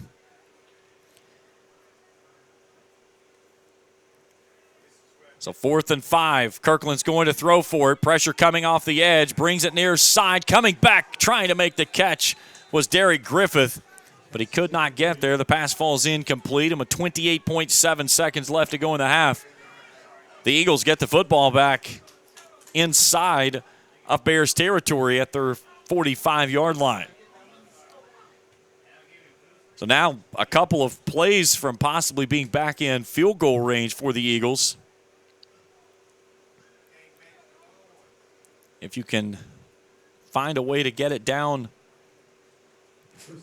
into the range of Caden Davis. He hit the last one from 38. It was probably sure from about 40. So you'd want to get the ball down somewhere around inside the 25 to give him an opportunity to swing the leg and cut the deficit to 4 going in. Burchard and a trips look. Wants to throw on 1st and 10. Pressure coming up the middle. Burchard gets free. Looks to the far sideline and rifles it out. Incomplete. Kendrick Lackey, the man intended, 6'4" freshman. Burchard threw a fastball. He looked like a center fielder coming up trying to throw the man out at first base over on the baseball field there. 22.6 seconds to go in the half. 2nd and 10. Faulkner with 10 first downs to U-Pike's 11 in the opening half. Burchard with Jones on his left side, now moves him to the right. 3 receivers left, 1 right. Bears with 3 hats across the line. Rushing 3. Pressure coming off the edge. Burchard steps up, comes near sideline. Throws a wounded duck to the near side and finds his man there of Malik Murray, who catches it in front of the Bears bench at the 26. 19-yard gain, 1st and 10. Clock stops at 15.2 as he goes out of bounds. So about probably 5 to 6 more yards would put them in sure field goal range for Caden Davis, who punched one through from 38. Play clock's at 10. Broussard takes the snap at 4, wants to throw again. Good protection, pressure coming off the edge. He's got a man in the back corner of the end zone who reaches up and makes the catch for the touchdown. Damian Hitchcock, the 26-yard touchdown reception as Broussard throws his second strike of the ball game. And with 8 seconds to go before the half, all of a sudden, we've got ourselves a contest here with Faulkner an extra point away from evening things at 17. Beautiful throw there from Nehemiah Broussard as he round the deep crossing pattern. And Broussard put it right on the mark. Extra point is true. 17 all with 8 seconds to go before half. Certainly not the way you want to go in if you're the U-Pike Bears. But that was a beautiful throw from Nehemiah Broussard. Now, U-Pike will get the football to start the second half, but a very big blunder on this last drive here. 3 plays, 45 yards, 20 seconds it took. And a 26-yard strike from Nehemiah Broussard to Damian Hitchcock. It's Hitchcock's first touchdown of the season, Broussard's second, both of those coming here in this game. And we're even at 17 after the Bears were threatening to go into the locker room up 10.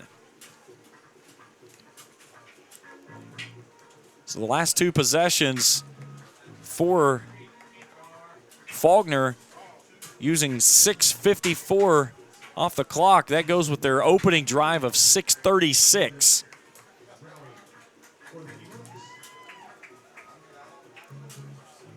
So Jordan Browie will probably squib this one to keep it in play and force Baker to try to scoop it up and burn off what's left much of this 8 final seconds of the opening half.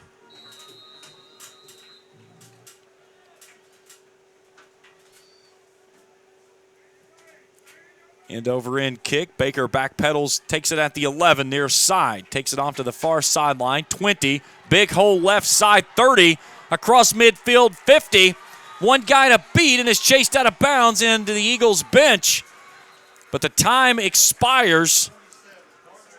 And that takes us to the half. We got a penalty marker on the near sideline, though. We may play an untimed down here. There's a penalty marker at the 35-yard line in front of the Bears bench. So we'll see how this plays out, but we could have one untimed down and a chance for Kirkland to fire one heave. So they'll put 5 yards added on to the return. So that's going to put the football down to the 30-yard line and an opportunity for the Bears to get some points on an untimed down here. You don't see this often. Untimed downs are not normal. But with the clock resting at 0, let's see what Coach Corey Phipps has out of the backyard football playbook. This is where you throw some trickery or just try to set up something that you typically wouldn't run to find some confusion and see if you can get somebody free. So they'll line up Henson, Griffith, Barton near side. Hardwick will go far side of the boundary left. Sanders in the backfield with Kirkland from the 42-yard line, where they said that Baker stepped out at the 47, and then the 5 yards moved him forward. So now Coach Corey Phipps has his take it or leave it timeout remaining, so he takes a look at the defense that the Eagles roll out, gets a good look at it, and brings his team to the sidelines for one final conversation. All tied at 17 in this one. It was a 17-7 lead for the Bears as it looked like they were starting to roll, and all of a sudden the Eagles found some momentum, and from that point were able to get a field goal, and then they added to that on the backside with a touchdown on their next drive. It took only 20 seconds to get in the end zone. So after U-Pike had grabbed the 17-7 lead, They turned it over on downs, giving the ball back to the Eagles with the short field, and it cost them dearly. So Kirkland from the Eagles' 42-yard line on the far side. Now they flip the set and put trips to the boundary left. Kirkland stands in the pocket, steps up, heaving a bullet toward the back of the end zone, trying to get up underneath it was Barton. It's knocked to the ground, incomplete. Swatting it away was Josh Taylor, and we're at the half. All even at 17 here in Pikeville. Halftime show when we return after this on the UPike Sports Network.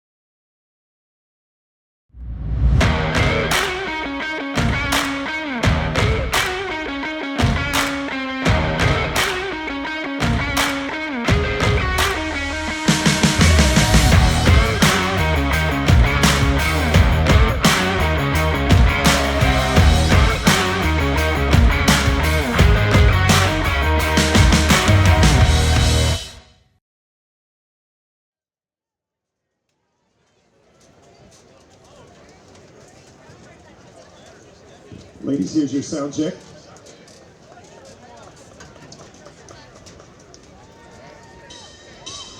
Must say if you won't lie, you will love me. I was getting broad, but before I got the money.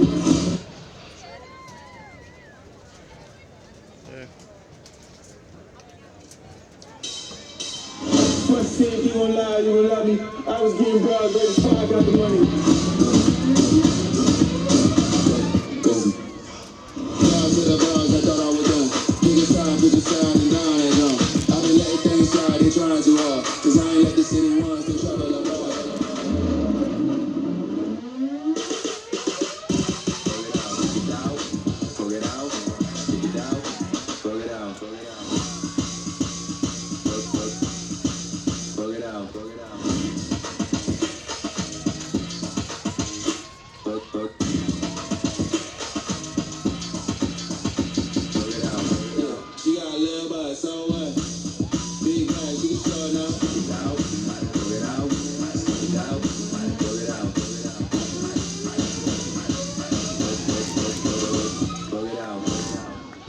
University of Pikeville, Princeton.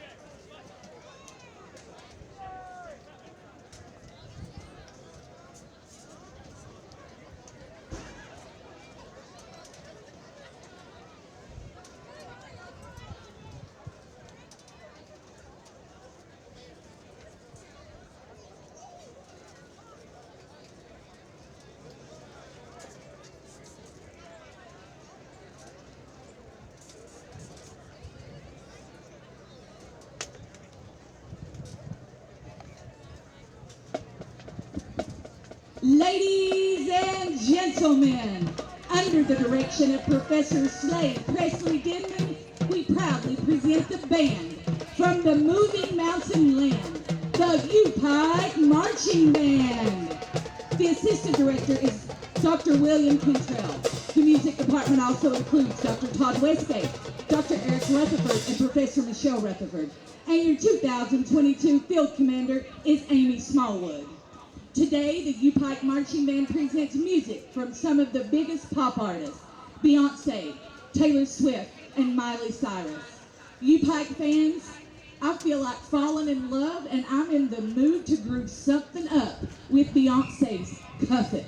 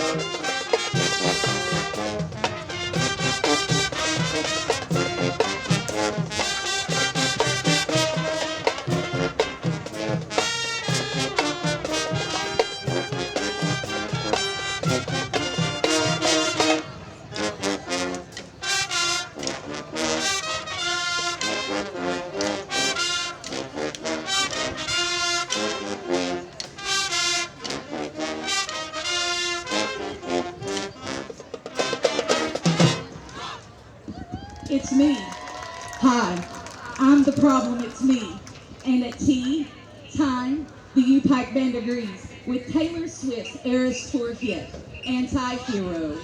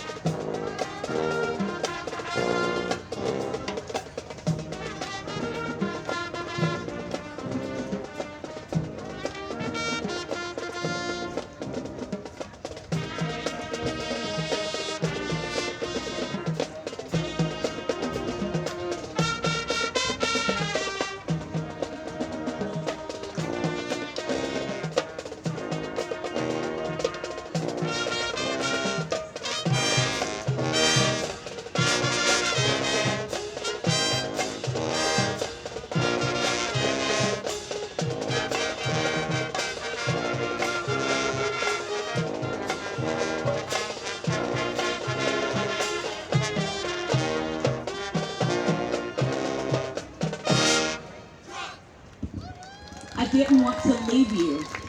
I didn't want to start a fight. But with Miley Cyrus, I remembered that I can buy myself flowers.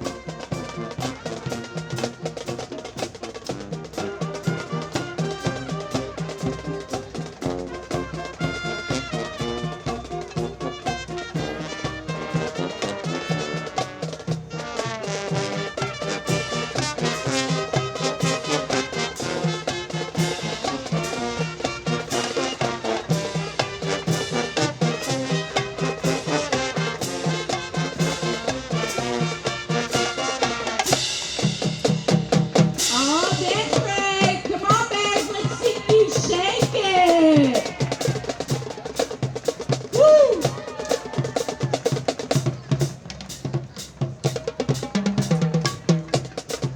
I see you, Poppy.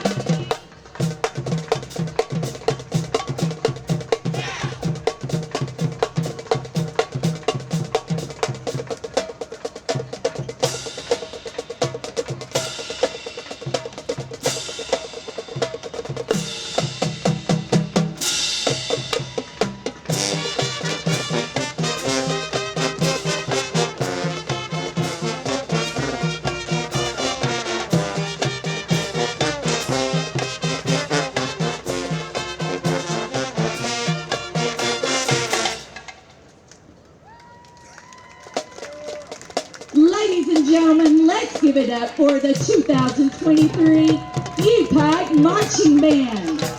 Go Bears! Great job, Marching Bears.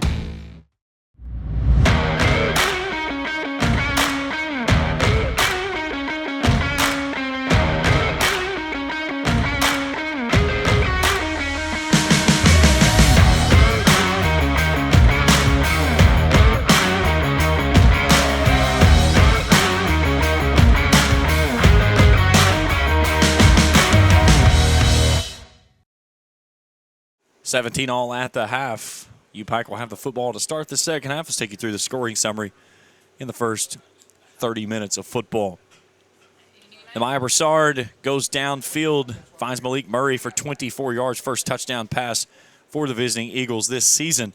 11 plays, 75 yards, 6 minutes, 36 seconds they use at 8:24 left to go in the first. Eagles lead at 7-0. U-Pike would put 17 straight together. Jake Headley would knock through a 22-yard field goal. 10 plays, 36-yard drive, eating up 4 minutes. They settle for 3, 7-3, 4 seconds into the second period. Lee Kirkland goes to the air 2 times for touchdowns in the second quarter of play. He finds Ben Henson wide open for 39 yards.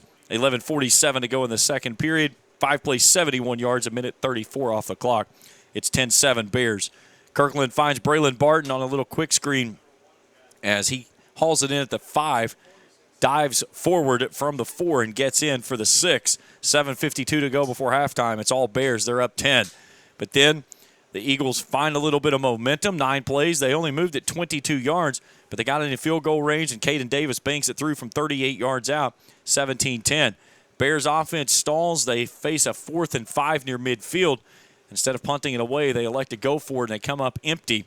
That leaves a short field for the Eagles. They didn't need much as they used all 45 yards in 3 plays. They go to the end zone. Damian Hitchcock hauls in a 26-yard touchdown pass from Nehemiah Broussard. 8 seconds to go before halftime. We're even at 17. Bears would get a nice kickoff return from Yukari Baker as he takes it across the midfield stripe and down inside of Eagles territory. We get a penalty marker and an untimed down. Lee Kirkland heaves one to the end zone that gets knocked down, and we're even at 17 through the first half. We'll take a break. We come back. We'll look at our individual numbers and get you ready for second half action here in Pikeville. Bears and the Eagles knotted at 17. We return after this on the U-Pike Sports Network.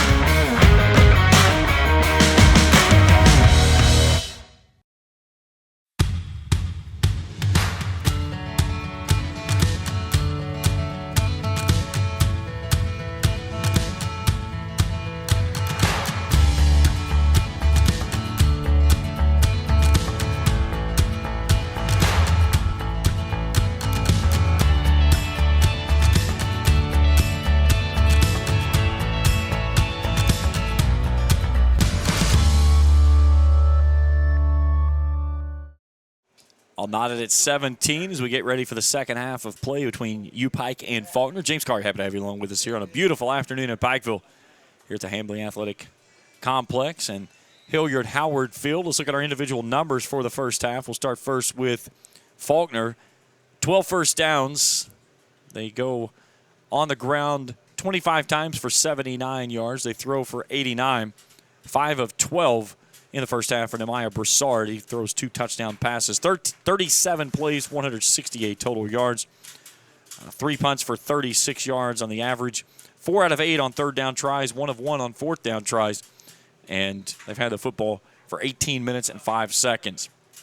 For the Bears, 11 first downs, 11 carries for 41 yards, 168 for Lee Kirkland through the air, 15 of 23. He's thrown 2 touchdowns.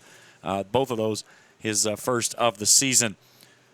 1 punt for 40 yards. That was from Kirkland.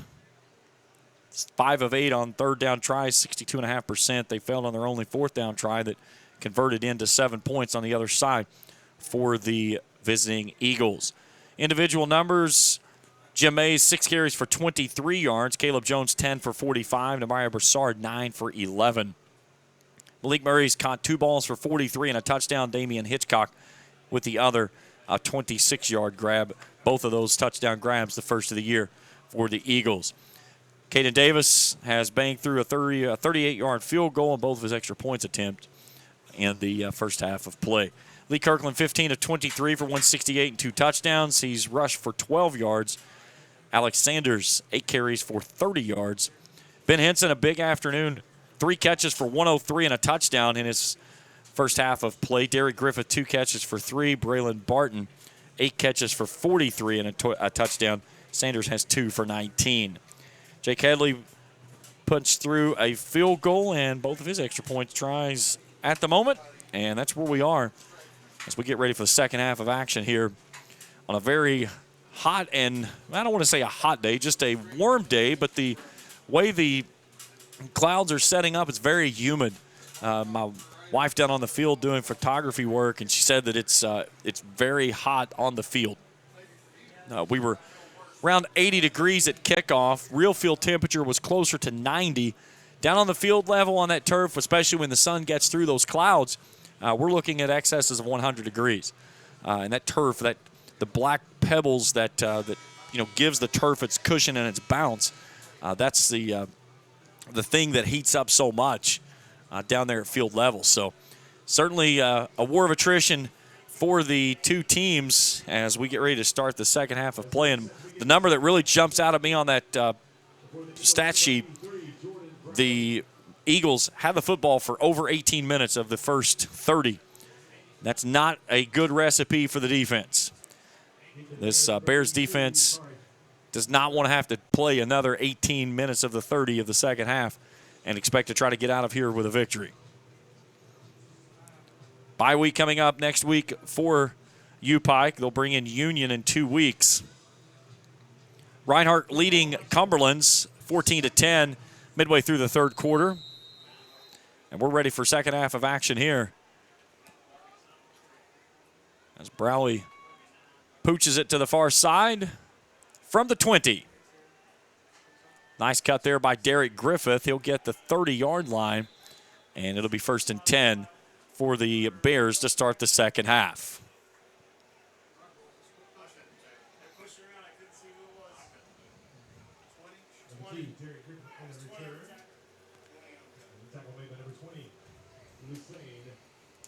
Fourth meeting between these two programs. Last year, the Bears won down in Faulkner, Alabama, 36-22. They've won the previous 2 meetings between the two. Bears will start AAC conference action when they bring in Union in 2 weeks. So from the far side hash mark, 1st and 10 for Lee Kirkland from his own 30-yard line. He'll move Sanders to the left. They'll hand it off to Sanders on a sweep to the right. Finds a little hole. Dives through at the 33. A little extra shove there at the end by Jarrell Williamson, who makes the stop. A gain of 3, 2nd and 7. Maybe 4. Now make it 4. They'll push it out to the 34. So 2nd down and 6 from the Bears' 34-yard line. Sanders helping out Ronald Withers, his big right tackle there, trying to get his uniform squared away. Swings it out near sideline. That's to Derek Griffith, who makes the catch at the 40 and then is wrestled out of bounds into his bench. In there on the stop for the Eagles was Kalen Wimbush. Also with the assist, Darius Williams. But another first down for the Bears. They'll go twin stacked set. Kirkland from his own 45. Griffith goes in motion.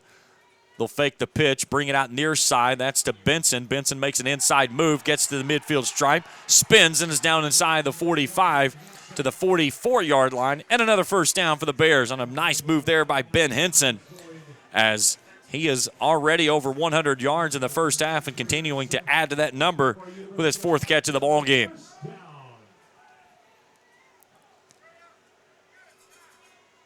Kirkland to take the give to Sanders with a big hole off the left edge, and he's headed to the house. He breaks free from the 30 and goes untouched the rest of the way. 44 yards to pay dirt. Alex Sanders' 4th touchdown of the season. 13:24 to go here in the 3rd quarter. Bears back in front 23-17. Nice move there by Alex Sanders, and when he broke free at the 30, he was untouched the rest of the way on the dash into the end zone. So Jake Headley out for the extra point attempt. Nice response there by the Bears out of the locker room. Headley's extra point attempt bends in to the left. 24-17, 13:24 to go in the 3rd. Back after this on the UPike Sports Network.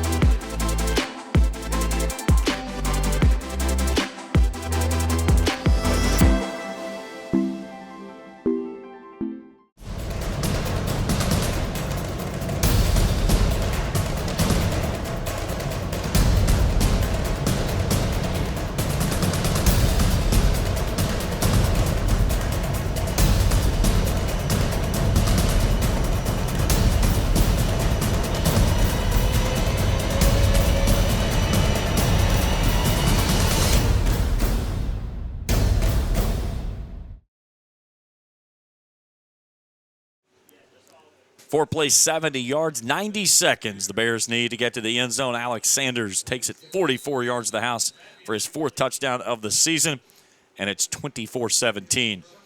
Bears in front here early 3rd quarter. Pooch kick coming near sideline, and it's fielded at the 33. A nice move by the return man as he'll make the reception. That's Marvin Payton. Nice spin move in front of the Bears bench, and then gets up near midfield. So we'll see if the Eagles have an answer after the Bears needed only 90 seconds to regain the lead. So we'll start at the 43 on the near side hash mark. Offensive line already standing over the ball. Broussard huddled up with his coach and his team on the far sideline. Brings his guys out. He'll start with Jim Hayes in the backfield. Clay Morrison as a wing back as the tight end. 2 receivers right, 1 left. To take the give to Mace. Trying to bounce it to the right side. He'll get it out to the 45 on a gain of 2. Malona Poole, 6'3", 235-pound junior defensive lineman in there on the stop. Make it 2nd and 8.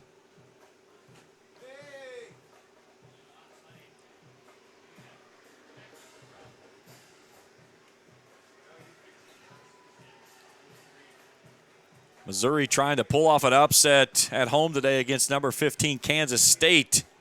All tied at 27 in that one. Sun dives behind the clouds on this 2nd and 8 snap. Blitz coming off the edge. Temp gets free, chasing from behind, and he's going to get to Broussard as he lets it fly and makes the catch on the other end with Jarvis Hardwick. A big hit there by Joe Temp on Maya Broussard as he delivered the pass downfield, and Hardwick was able to run underneath it and get it down to the 38-yard line.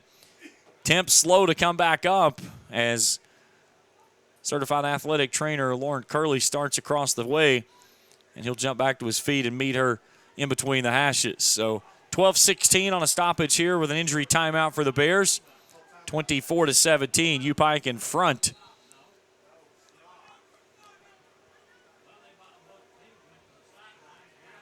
But Broussard there, if he holds on to that ball for 1 second longer, Joe Temp gets home. And right as he made contact with Broussard, Temp made the contact. Broussard threw a bullet on a low pass to Hardwick, and he scooped it up before it got to the turf on a great play downfield. So 1st and 10 from the Bears, 38 for the Eagles. Twin set for Broussard from the gun. And an offset pistol. He'll give it off to Mays, who finds a big hole left side and then is swallowed up as he comes off the edge by Anthony Grant. Brett Coleman coming in there, the sophomore from Belfry. They'll take him down for a gain of 1 second and 9.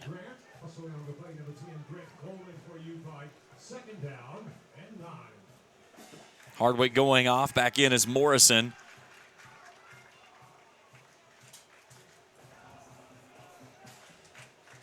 Jason Gaddis will be on the boundary left. Hitchcock and Murray wide right. Play clock's at 8. Eagles trying to get set. Bears with 5 hats across the line. Pressure coming off the edge. A rifled ball that goes right through the hands of Hitchcock. He was on a quick slant.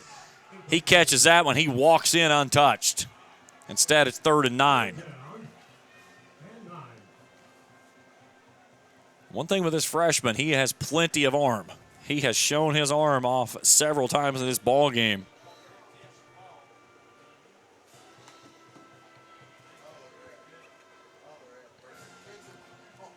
Clock stopped at 11:01 and a big 3rd down conversion attempt coming up for Faulkner. Pressure coming off the edge again. Broussard steps up, comes near sideline, pinballs off of a would-be tackler there of Anthony Grant.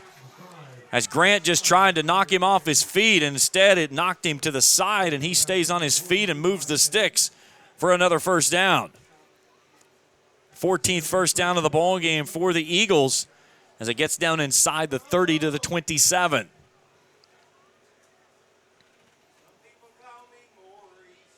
Broussard, only 185 pounds, but very strong right there as he took a big pop from Anthony Grant at 230 and stayed upright to move the sticks. Here's the take to give to Mays as he tiptoes his way into the hole across the 25 and gets stood up there after getting to the 23 on a gain of 4, 2nd and 6. So another good sustained drive by this Eagle team who trails by 7 as we'll go under 10 on this snap. Here at quarter number 3.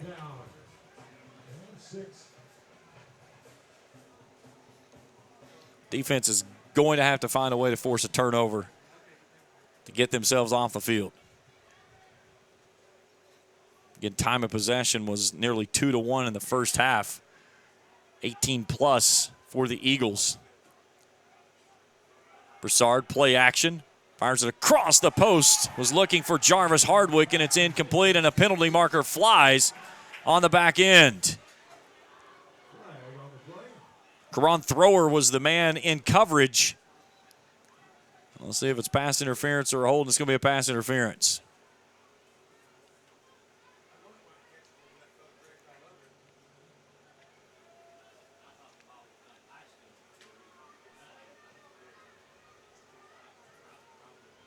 Now the officiating crew trying to decide where this ball needs to go. Pass interference. Defense number 14. 15-yard penalty from the previous spot. Automatic 1st down.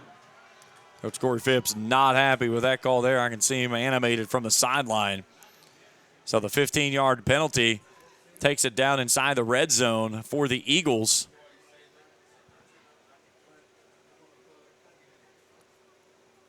And should put it at about the 8-yard line, 8.5-yard line, just shy of the 8 is where it's going to go. So 1st and goal from the 8 for the Eagles. Last time they had it down this close, they ended up settling for 3. On 1st and 10, Mays takes the handoff, jumps off right tackle, and gets the 5. 2nd and goal from the 5. Chuck Moore, sophomore from Madison, Alabama, in on the stop. Far side hash mark. 9:15 to go in the 3rd. Bears in front by 7. Sun hiding behind the clouds for the moment. You can feel a difference in the air temperature as soon as that sun pops back out, and it heats things up very quickly. Broussard, the turn to give to his tailback, as that one is D. Grissom, who dives off the left edge of the center. They're going to put him down at the 1, so it'll be 3rd and goal from the 1-yard line. Defense trying to roll some new bodies in. They'll go heavy up front. Here's Grissom, and is swallowed up shy of the goal line. Trayvon Barnett, the senior from John Creeks, Georgia, makes the stop. It's 4th and goal. Offense staying on the field for the Eagles. They've converted once on 4th down in this ball game. Now let's see if Rob Gray wants to roll the dice again. Down 7. As we'll go across the 8-minute mark here in the 3rd period on this snap. Play clock is at 12 as Broussard turns and looks to the sideline. Jim Mays in the backfield with him. Broussard will stay from the gun at the 1 on 4th and goal. The take to give. Broussard pulls it out, comes near sideline, gets a seal, and that one's coming back. They're going to get a hold on the wide receiver of Jason Gaddis. He did not need to reach out and grab the corner that he had. If he just lets it go, Broussard walks in untouched. Instead, it's coming back 10 yards. It'll be 4th and goal from the 11. And that's just a sophomore mistake there, trying to do too much. He was trying to give his quarterback an angle. His quarterback had already made the angle that he needed, and he had the pylon with ease. And if Gaddis just lets go, we're an extra point away from being even at 24. Instead, the offense stalls out, and they'll send Caden Davis back out for a field goal. Before we do that, we'll get a timeout by Faulkner. So the ball inside the 11-yard line, just shy of the 10. And like we said, it was going to be 4th and goal from inside the 1. So roughly coming up here around about a 38, 39-yard kick.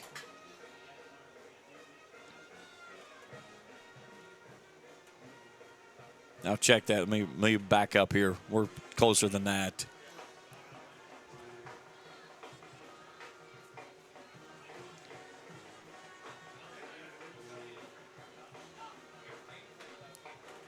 Probably looking at closer to a 38 to 30 or 28 to 29-yard kick. I looked at my markers wrong there on the field. My mistake. Right between the hash marks, a little shaded more toward the near side. And out of the timeout, the offense is coming back on the field. So Rob Gray, after the timeout, leaves the offense on the field. So no matter the distance of the kick, they'll go in a twin set. Mays in the left pocket of Broussard from the gun. Pressure coming off the edge. Broussard's going to be clobbered, as getting home off the edge was Trayvon Barnett, his first sack of the season, as Broussard loses his lid, and the Eagles go down on 4th down as the Bears defense stands tall with a big hit by Trayvon Barnett off the edge. Broussard zigged, and when he went back to zag, all he saw was double four standing in his face.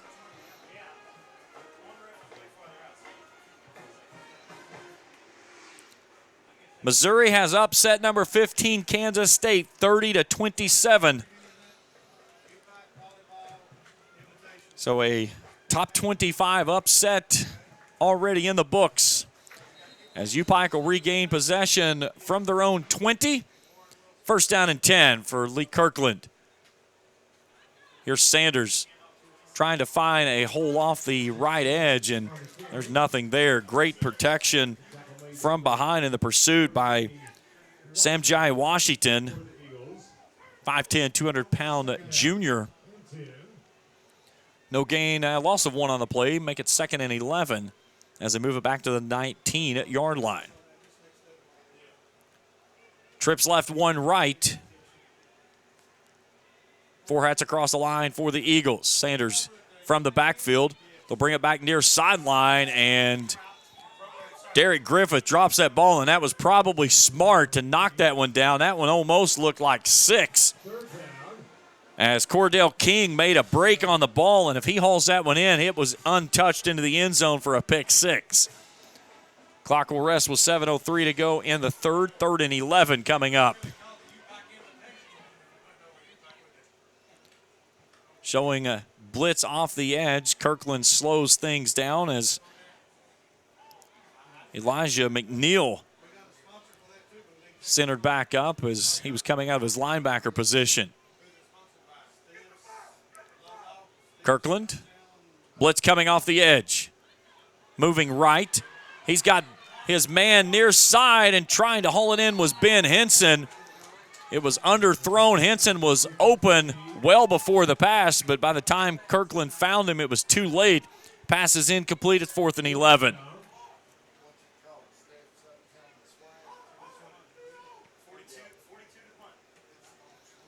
So Joseph Sandorf ready to send it away as Gaddis and Ty Simpson back to return. Sandorf, driving kick, fielded by Williams at the 39. He loses the ball, grabs it back as Brett Bad Intentions Coleman levels him up at the 39-yard line. Nearly had a big play on special teams after they put the ball on the turf, but gets the perfect bounce right back up into his hands, and they'll take the football at the 41. So 24-17, 6:48 to play here in the third. UPike leading.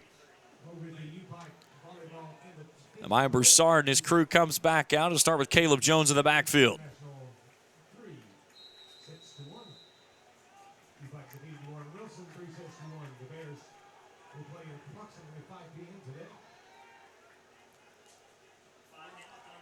Handoff to Jones, trying to get to the right side, and he runs into a wall of orange jerseys.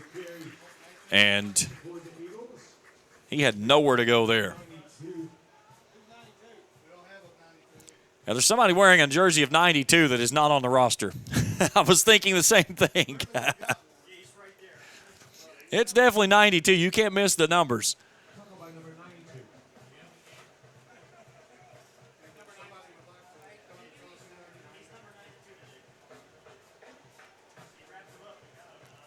So a loss of 1 on the play. 2nd and 11 as we'll go across 6 on this snap here in the third. Broussard, handoff. That's to Jones, spun down in the hole. Chuck Moore meets him there. Makes the stop. He'll get back to the original line of scrimmage, and they'll move him forward a yard to the 42. Makes it 3rd down and 9.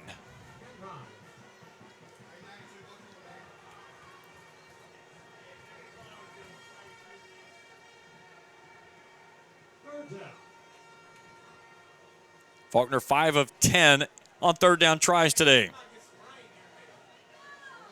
Clouds really thickening up over top of the surface, as not supposed to see rain until later tonight.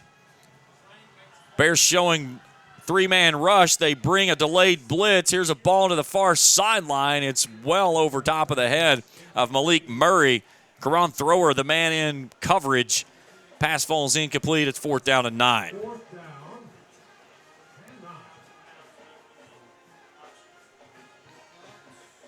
So the punting unit will come on. Caden Davis will try to hang one as Braylon Barton moves back and gets inside the 25 of the Bears.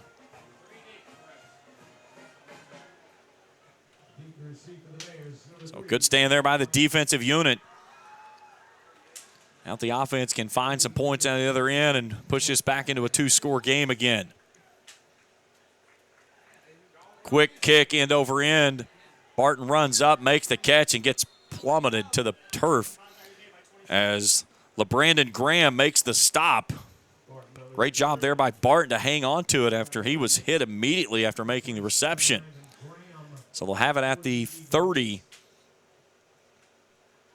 And 1st and 10 for the Bears from their own 30-yard line on the far side hash mark. 41 plays, 278 yards for U-Pike, 48 and 199 for Faulkner. Just looking for a big explosive play that's gone for 50-plus that we're missing here from this offense that has looked at times that glimmer of just well-oiled and ready to go, and then just as quickly as that happens, something goes sideways and it locks up. Here's Kirkland. Pulls it out. A nice play action as he pulls it out and keeps it himself. If Sanders keeps it, he's going to get drilled for maybe one. Kirkland pulls it out at the last second on a little RPO there, brings it right side for a nice gain on 1st down. Gain of 7, 2nd and 3. Twin stack set for Kirkland. Sanders starts to his right. He'll give it to Sanders this time on a dive left. He's got 1st down yardage and more across the 45 to the 47. Gain of 10, 1st and 10. 15th first down of the ball game for the Bears.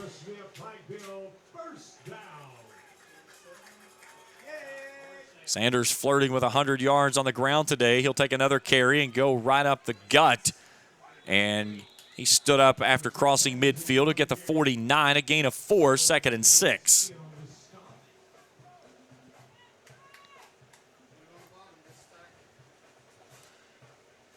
Sanders was actually lying on top of the man who made the tackle, Darius Williams. So inside of 4 to go here in the 3rd. 7-point lead for the Bears. Trying to drive down and find some more. Push this back to a 2-score game, Kirkland wants to throw on 2nd down. Pressure coming. Sanders streaking across the middle of the field. They'll float it out to him. Should it be a penalty marker flying? And there it is. Jarrell Williamson had him from behind as he tried to reach across and knock it down. But he had a handful of jersey of Alex Sanders, and the infraction is going to give U-Pike a free 15. Little drag route across the middle here. So 26 on 26, and it goes in favor of the home Bears. So they'll move the football down to the 39-yard line, and it's 1st and 10.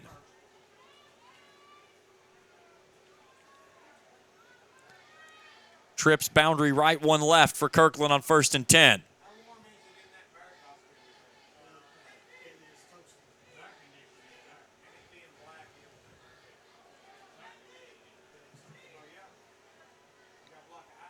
Play clock at 3 as Kirkland zips it out near sideline. Derek Griffith makes the grab, gets upended right in front of his bench. Cordell King making the stop. Short gain on 1st down makes it 2nd down, 8 on a gain of 2. Maybe 1. No, check it. Only gain of 1. Nope, then we'll move it up to the 38-yard line. So gain of 1, 2nd 9. Henson Griffith and Barton near side. Dasani Tate wide left. Kirkland pumps. Brings it out near side looking for Henson. He climbs the ladder but can't haul it in. Cordell King, the man in coverage, well overthrown. 3rd down and 9 coming up with the clock resting with 3:01 to play here in the 3rd. Looking for Kirkland to look right and come back left. Dasani Tate has got a small island over there as the man that's trying to play coverage on him is Elliott Shorter, and he is giving Tate all kinds of room in that far side flat. 3rd and 9 from the 38. Ball zipped out near sideline. A one-handed grab by Derek Griffith in front of his bench. He'll go out at the 34. It'll be 4th down, but a heck of a grab there by the graduate student out of Sacramento. offense staying on the field. Bears 0 for 1 on fourth down tries, and that one try was right there to end the first half, and which led to points for Faulkner to even the game at 17 at the break. 4th and 5 from the 34.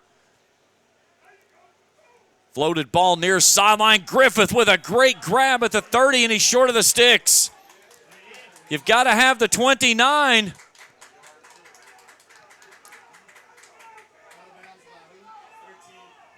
He was forced out of bounds right into the Bears bench by Kylan Wimbush.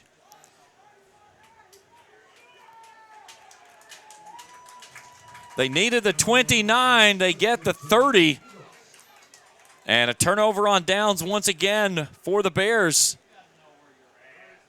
And that's just, you've got to know the route. You can't run a 4-yard route needing 5.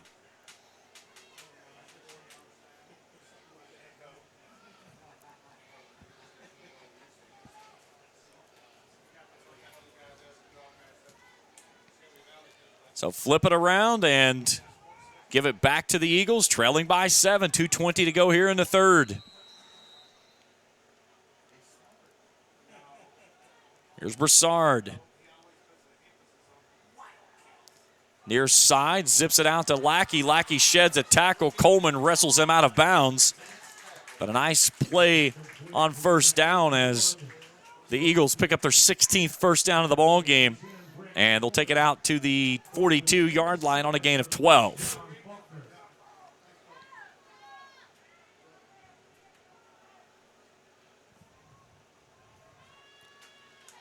The take to give to the tailback.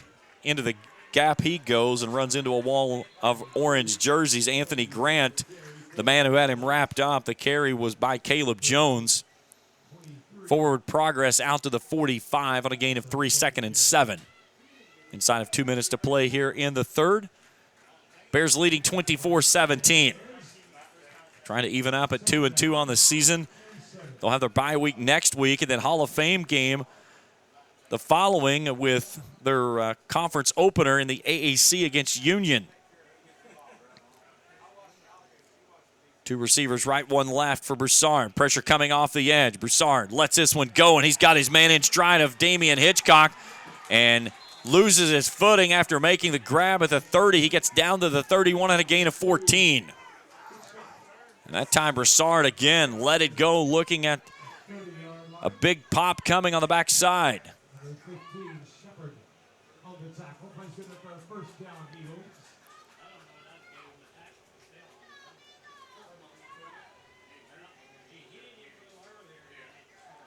Near side, Lackey makes the catch. Gets free. Coleman will wrestle him out of bounds. He got loose from Timothy Butler, but down to the 10-yard line. It'll be 1st and goal at a gain of 20.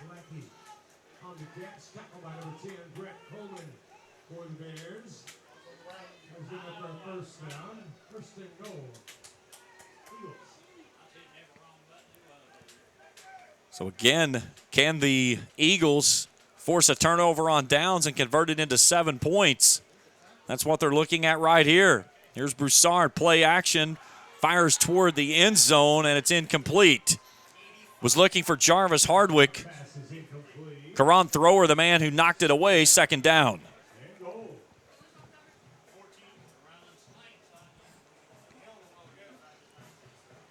Clock resting with 17 seconds to play in the third.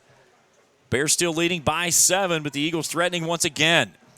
Jem Mays left pocket of Broussard. 2 receivers wide right, 1 left. Pressure coming up the middle. Ball comes near sideline. They've got the man there of Lackey, but a great open field tackle by Timothy Butler.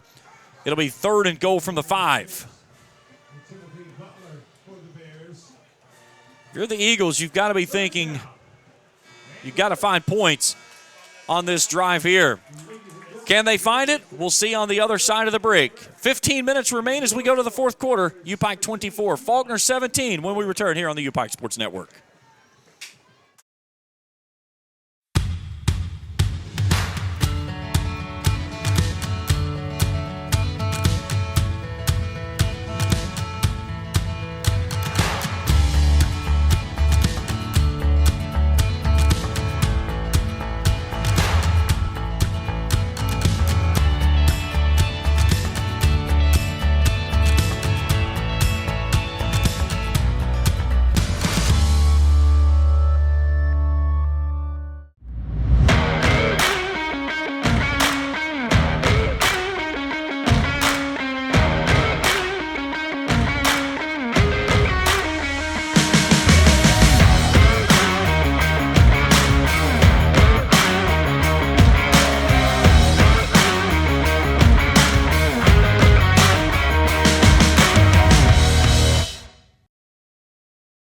15 minutes to play in this one, and a good one as we welcome you back here to Pikeville with the Bears leading the Faulkner Eagles 24-17. It'll be third down and goal for the Eagles coming up on this snap.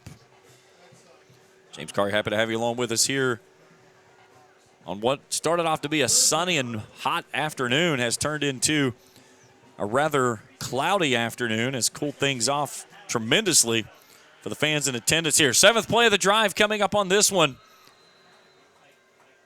Eagles will drive it from the south end zone to the north, left to right as you view it on your screen. This was the direction they scored their first touchdown of the ball game. Broussard on third and goal. Here's the take to give to the tailback of Jim Mays going off left tackle. He'll get the 3. It'll be fourth and goal from the 3.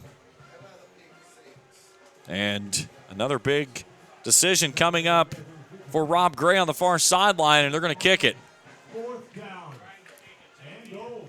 So they don't want to come away with an empty trip on this drive. So this is going to be a 20-yard kick from the far side hash mark for Caden Davis. Davis to attempt the field goal. Boom threw a 38-yarder back in the second quarter. Snap is back, ball is down, low driving kick is good. And it's 24-20 with 4:13 to go in the ball game. Back after this on the U-Pike Sports Network.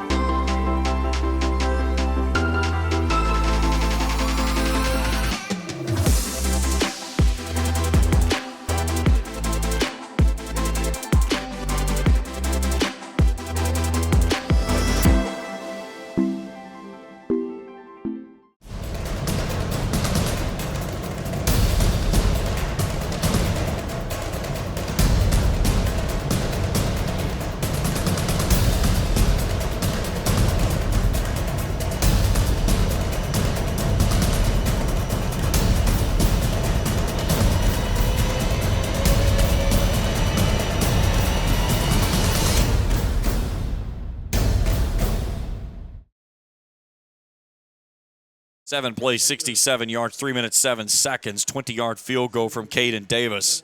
And the U-Pike leads trimmed to 4, 14-13 to go in the ball game. Jordan Browie ready to send it away.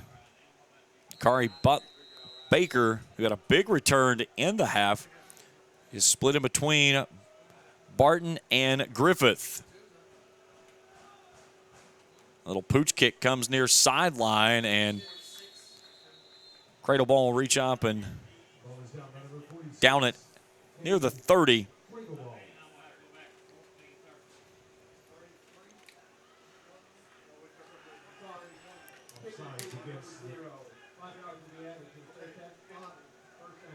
We get a penalty marker against the Eagles. So they'll add 5 yards from the spot of where the ball was down, so they'll move it up to the 36. It'll be first and 10 for U-Pike. Three drives here in the second half, touchdown, punt, and downs. Lead by only 4. Touchdown here would go a long ways. Here, this fourth and final stanza. Kirkland on first and 10. Tries to zip it out, and as he does, the ball comes out of his hands. Terry Brown, 6'2", 275, falls on top of Kirkland. It's going to go down as a loss of 6.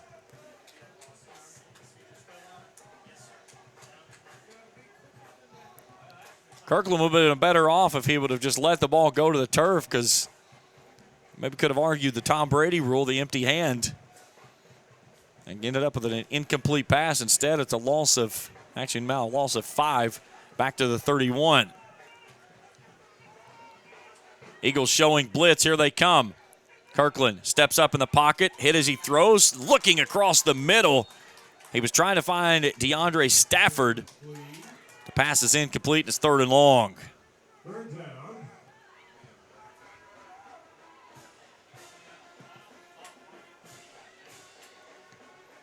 First target of the ball game for Stafford.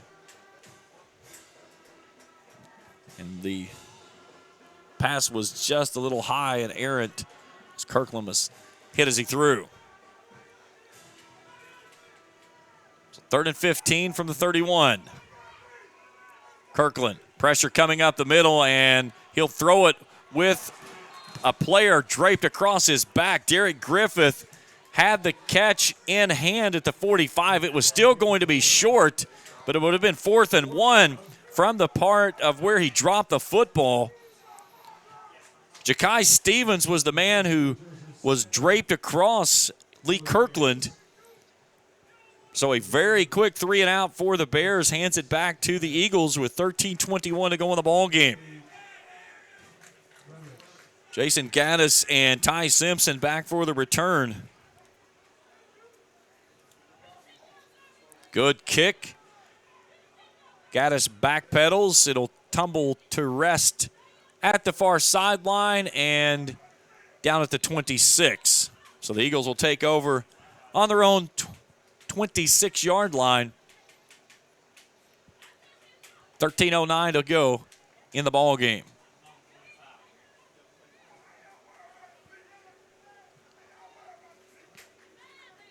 So the last 3 drives for U-Pike. 3 plays for -1 yards for a punt. 7 plays, 40 yards that went turnover on downs, and then 3 plays for -5 yards and another punt. So a chance for Faulkner to pull within 1 or take the lead on this drive if they can stick it in the end zone for 6. From the 25 of the Eagles, Broussard gives it off to Jones, diving left side. Balls comes out. That's loose, and the Bears have it at the 30. Anthony Grant making the fumble recovery. His first fumble recovery of the season, and a big turnover by the defense gives the offense a short field as they'll recover it on the Eagles' 30. Caleb Jones put it on the ground at the 27, and it squirted out of the pile, and Anthony Grant was there to pounce on it. So the defense finally forces the turnover and gives an offense a chance to push this one back out of reach with 13:03 to go in the contest. 19, Grant on the recovery. 1st and 10, Bears.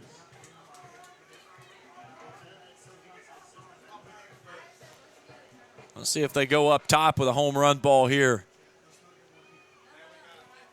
Henson and Griffith will go boundary right. Barton and Stafford left.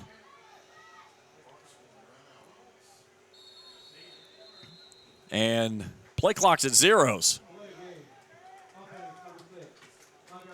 So a 5-yard penalty puts the Bears behind the sticks to start this drive.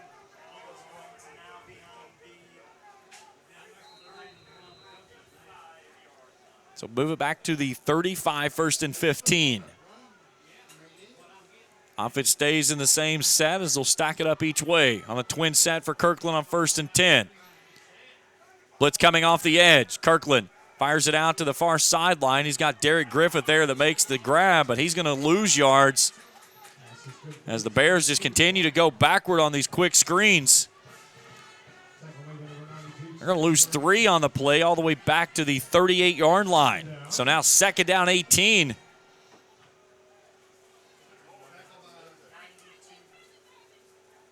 They've tried this little bubble screen on the outside and for much of the ball game, and the Eagles have played it nicely.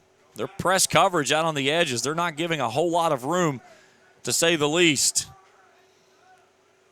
Here's a handoff, Sanders, and he is met immediately and wrestled to the ground as he runs into the arms of Ja'Kai Stevens, 260-pound defensive tackle. He'll get it down to the 37. 3rd down 17, 12 minutes to go in the ball game.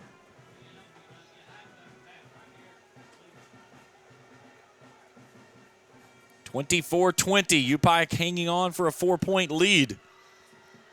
But their last 3 drives have gone punts and turnover on downs. Here's Kirkland, pressure coming. Wide receiver screen set up. They've got their man there of Sanders, and as he tries to make a cut shy of the 30, he loses his footing and goes down after a gain of 7. So they get back to the original line of scrimmage. So it's 4th down 10.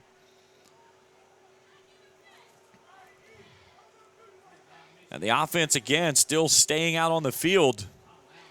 0 for 2 today on 4th down tries.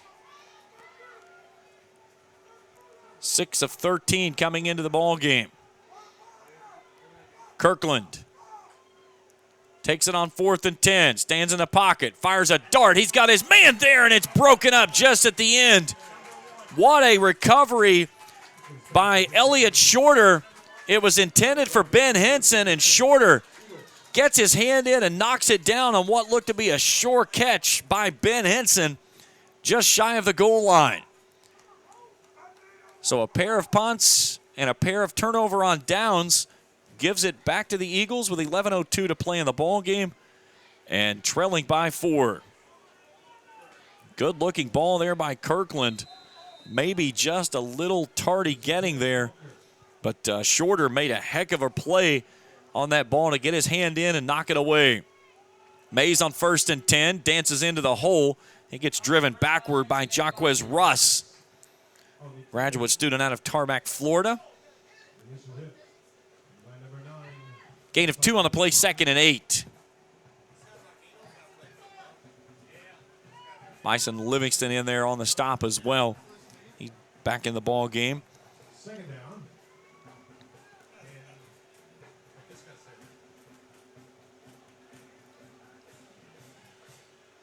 Ben Tate also back on the field after being shook up back in the first half.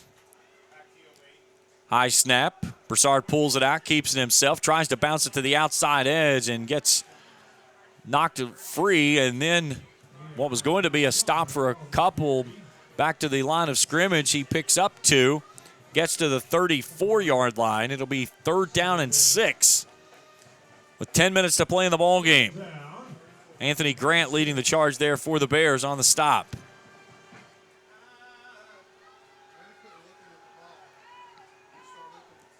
They'll bring Malik Murray near side with Damian Hitchcock. That's the wide side of the field. Kendrick Lackey on the top of the set on the boundary left. 4 hats across the box, 6 in the line. The Bears bring 4 on the pressure. Broussard rifles it near sideline, and it's incomplete. Was looking for Damian Hitchcock. Karan Thrower was the man in coverage near midfield. Clock stops with 9:30 to go in the ball game, brings up 4th down and 6. And back comes the punting unit for the Eagles as the defense stands tall again. When you look at Faulkner's drives here in the second half, they scored a touchdown to answer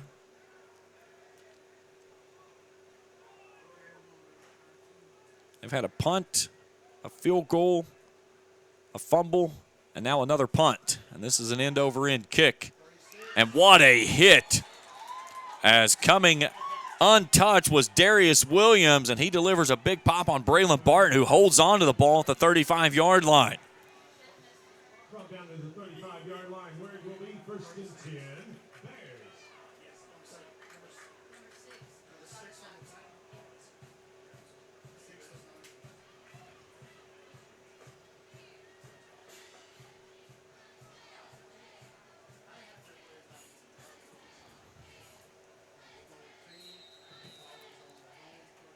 So Dasani Tate and Braylon Barton bunched up on the wide side nearest their bench. Kirkland on 1st and 10 from the far side.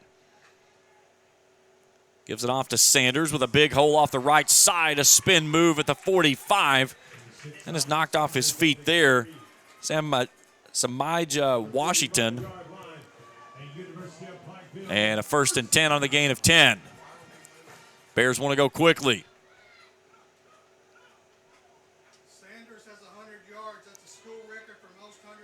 Sanders with another carry as he goes for over 100 yards in the ball game on that last carry, and now holds the record for most 100-yard games in his career.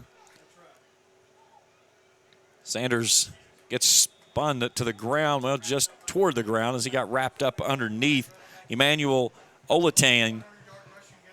They'll give him a gain of 1, make it 3rd down and 4. They need the 45 to move the sticks. They're at the 40 or at the 49 of the Eagles.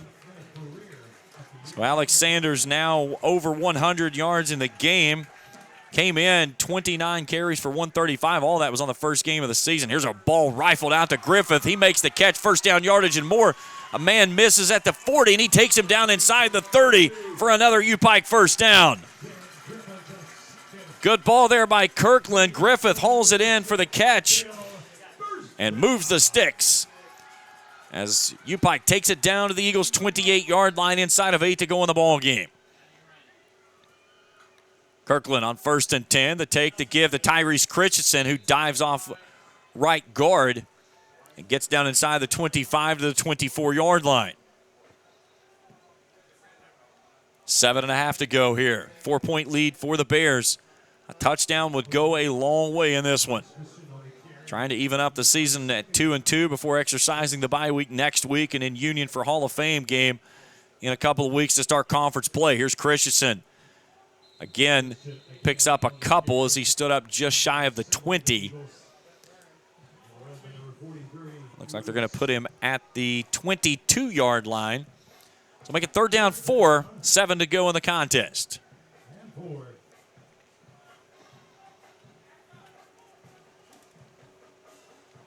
Alex Sanders, 17 carries for 108 in the ball game, a touchdown, that 44-yard scamper that put the Bears back in front. Kirkland wants to throw it, zips it near side. He was looking for Barton on the quick slant, and it falls incomplete, brings up 4th down. This would be about a 39-yard field goal attempt, 39-40 if they wanted to try to kick it here. For the moment, the offense staying on the field on this 4th down and 4 attempt coming up.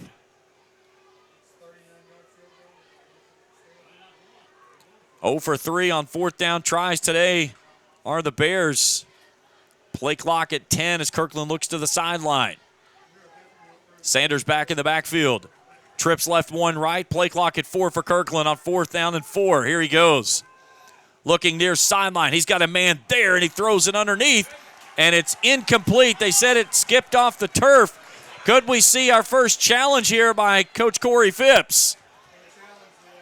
They can challenge it. We do have challenging available in the AAC. Our officials come together. From this angle, it looked like it was a catch. The officials say no catch. Coach Corey Phipps is coming out saying he wants to challenge this. So 6:34 left to go in the ball game. And it is a turnover on downs for the moment.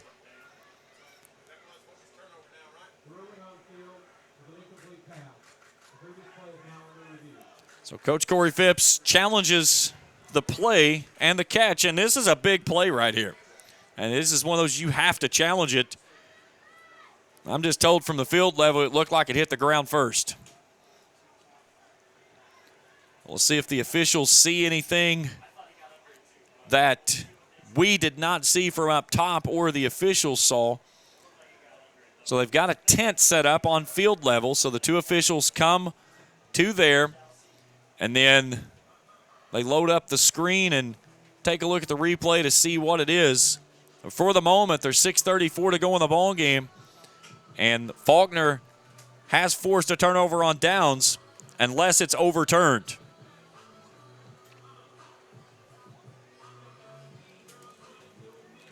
And if it stays as it is, that's going to be 3 turnover on downs in the last 4 possessions for the Bears. They've had 5 possessions after the touchdown to start the second half that have gone punt, turnover on downs, punt, turnover on downs, and would be another turnover on downs here.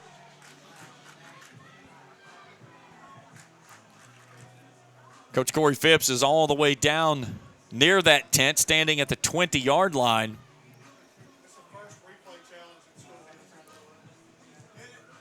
Yeah, the first replay at home. Didn't Coach challenge one in the season opener? I think he challenged one, but it was on the road. But yeah, first challenge here at home. So something they've added in this season of adding in the official review. Seeing a couple fans from Faulkner standing down there on the fence, and they turned around clapping as they appeared that they got the call that they want. And reading the body language from Coach Corey Phipps, he is trying to plead his case, but they're going to lose this one. Defense is headed back out. As the ball is going to be said that it kicked off the turf for an incomplete pass.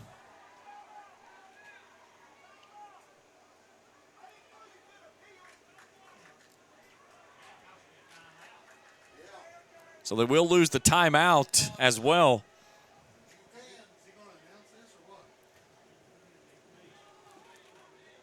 So 24-20. It still stays a one-score game. And here's our official review after the call. Ruling on the field of incomplete pass has been confirmed. Faulkner charged with their challenge and a timeout. First charge timeout of the half with first down to Faulkner. So UPike loses their challenge and a timeout after the unsuccessful challenge on the play. So Eagles will take over on their own 22-yard line, down 4 with 6:34 to play in the ball game. So Nehemiah Broussard trying to move his troops downfield and cut it to one or take the lead late. The high snap, the give to Mays, going off left tackle across the 25 to the 26-yard line, a gain of 4, 2nd and 6.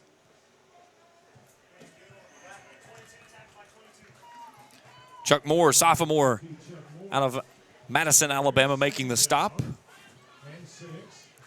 Sun popping through the clouds. Some ominous-looking clouds hanging over the stadium for the moment, but blanketing the playing surface in sunlight for the moment as most of the people in attendance either popping the umbrellas back up or bringing out the programs, using it as a visor shade. That quickly, the sun is back in as the second down handoff goes to Mays.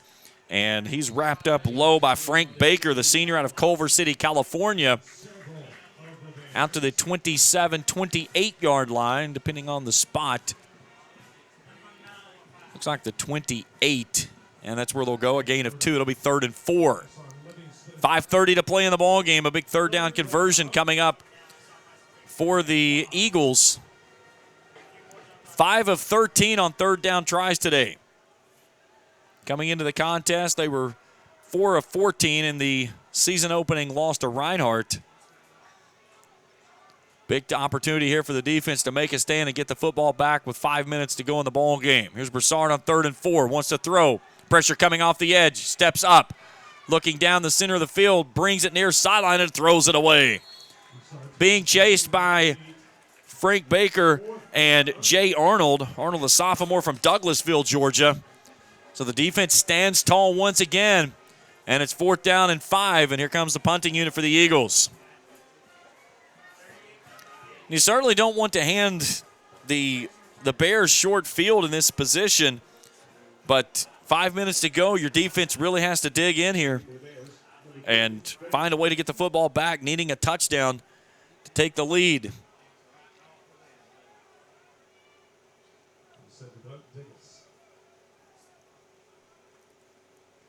Kick is away, high kick. Barton will run in next, and he gets leveled, and the ball squirts free, but UPike's going to get a free 15 off of this one for fair catch interference, as the ball was probably about 10 feet ahead of Barton, and he got absolutely drilled at the 35-yard line.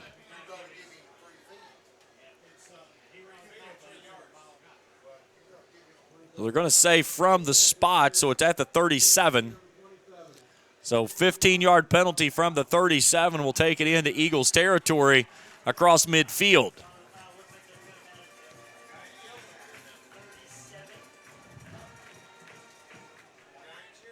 should take it over to the 48-yard line of the Eagles.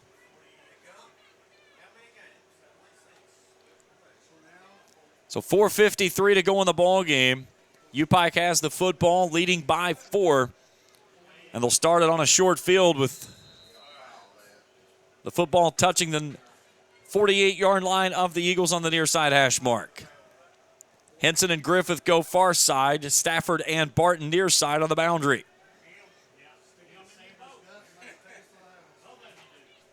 Four hats across the line, 6 men in the box. One high safety, and now penalty marker flies on the far sideline. We get a sideline warning on Faulkner. Sideline warning against Faulkner. There's no yardage for this one. We're warning you. Don't you ever do that. You have been warned. So on 1st and 10 now, Kirkland gives to Sanders. Sanders with a nice move off the left edge across the 40. Ball comes out late, but he was already down. Faulkner believing they have the football, but Sanders was down as the football came out. Faulkner pointing, saying they've got the football, but Sanders was well down before the football came out.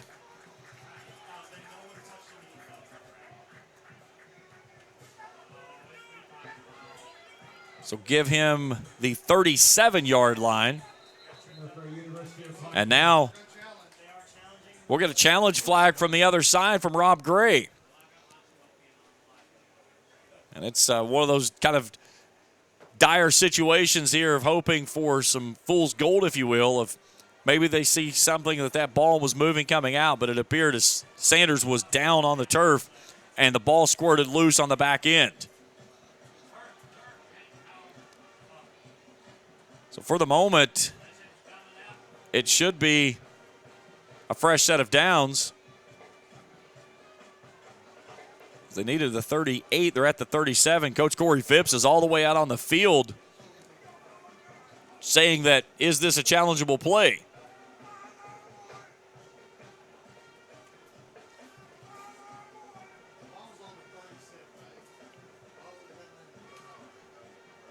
So if it stands as it's played, or is ruled down by contact, it's a first down. The ruling on the field is the runner was down prior to the ball coming loose. The Faulkner judge was challenging that the ball was fumbled prior to the runner being down. The play is under review. So Faulkner is challenging the ball was free before it came out.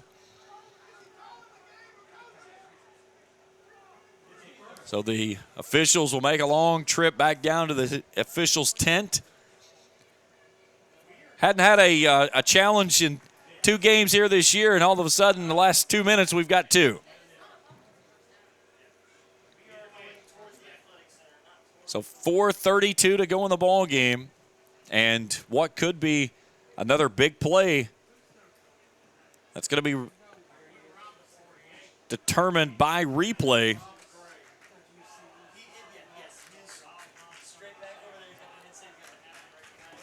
But we'll wait and see what we get.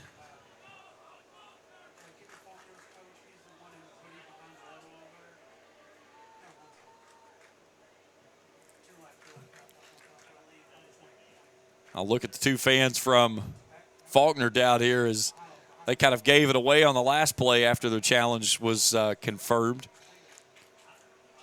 to see if we're going to see this overturned. Unless they see something on replay that we couldn't see from this angle, it appeared that Sanders went down and the ground caused the fumble.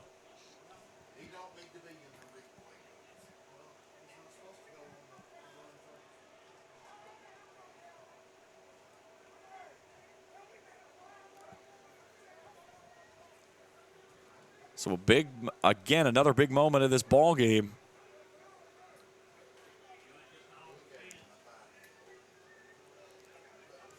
Started with a touchdown by Faulkner in the first quarter. The Maya Broussard tossed a 24-yard touchdown to Malik Murray. 7-0 our score. UPike gets a Jake Headley 22-yard field goal and a pair of Lee Kirkland touchdowns from Ben Henson, or to Ben Henson for 39 and Braylon Barton for 4. And it appears that the ball has, in replay, shown that it was coming loose as Sanders was going to the ground as the offense for the Eagles are taking the field.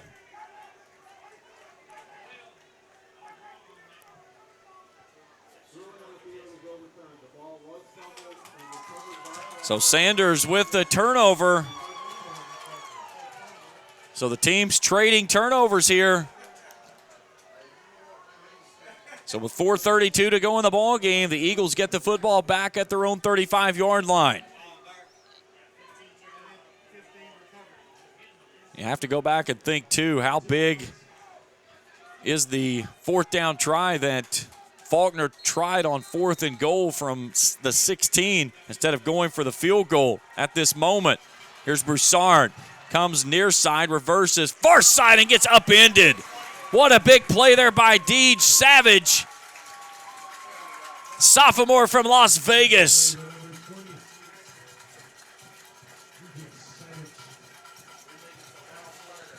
Looked like he had been shot out of a cannon. Back to the 34 he goes on a loss. Make it 2nd and 11 on a loss of 1.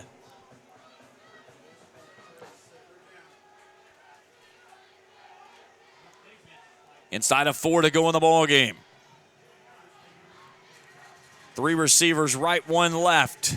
Broussard wants to throw, stands in the pocket. Hit from behind and then knocked down. It was Ben Tate getting there first. Myson Livingston nearly reached the ball out of his hands.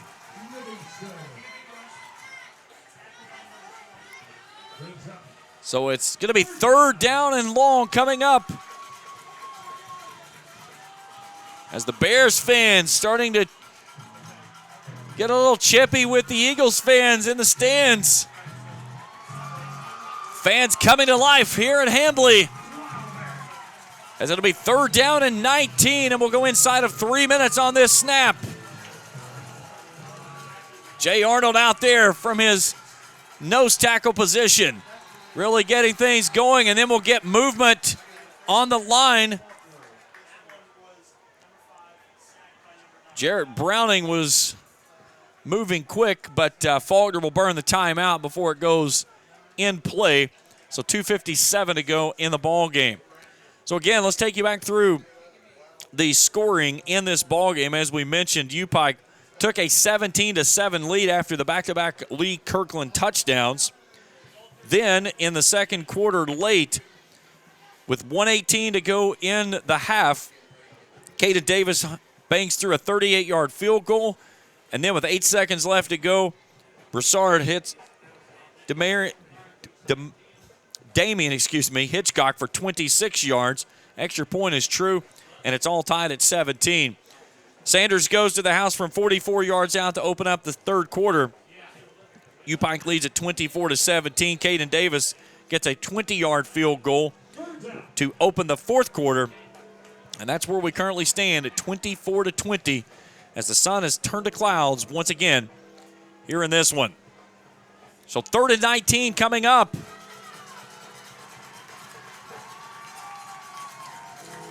Five out of 13 are the Eagles here this evening. Broussard on a twin set. Pressure coming off the edge. Hit from behind and down he goes. That's Ben Tate, the graduate out of Spartansburg, South Carolina. Gets the big hit, and the defense stands tall again as they'll drop him all the way back at the 21, and it's 4th down. Ben Tate shook up on a play back in the first half, and he comes back and makes one of the biggest plays of the entire ball game there. Myson Livingston with good pressure as well. So now 2:20 to go. Faulkner out of timeouts. The Bears will need one first down, and they can put this one on ice. It'll tumble across the 50 and come to rest at the U-Pike 44-yard line. So 2:07 to go in the ball game. 4-point lead for the Bears.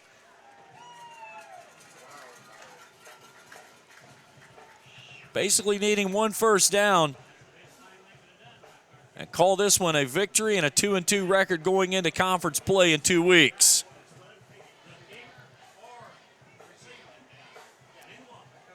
So the rule of the game here, hold on to the football.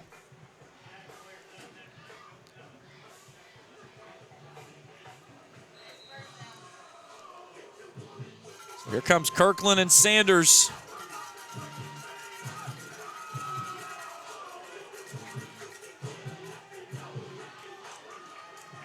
Seven guys in the box. Check that, 8 guys in the box right now for the Eagles. Handoff Sanders. Both hands wrapped around the pigskin as he angles right and gets the 46 on a gain of 2. Timeout.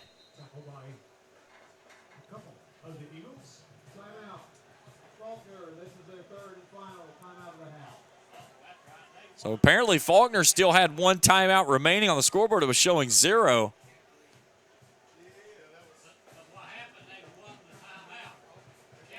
So I'm just being told that where they won their challenge, I guess they had taken the timeout off the scoreboard and then did put it back up. So Faulkner has the 1 timeout. Now 1:58 to go. Be 2nd down and 8 after the gain of 2 by Sanders, who's had a really good game back.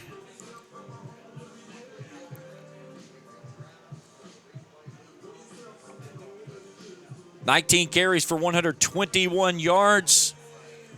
School leader in carries and now 100-yard-plus games as he continues to rewrite the record books here in Pikeville.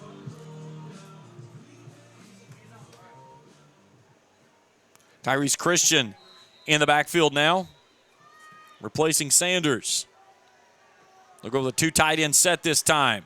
The take to give to Christian off right guard. Pyle pushing in a rugby style. Kirkland's going to get in on a little bit of the action and tries to push him out to the 50. He'll get the 49. It'll bring up 3rd down. Faulkner cannot stop the football, and a first down here will end it.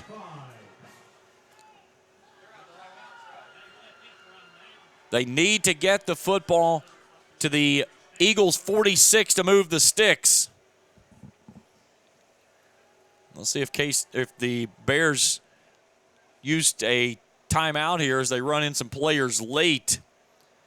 Play clock's at 7, now 6. And they'll burn the timeout just before Lee Kirkland takes the snap. So 1:02 remaining.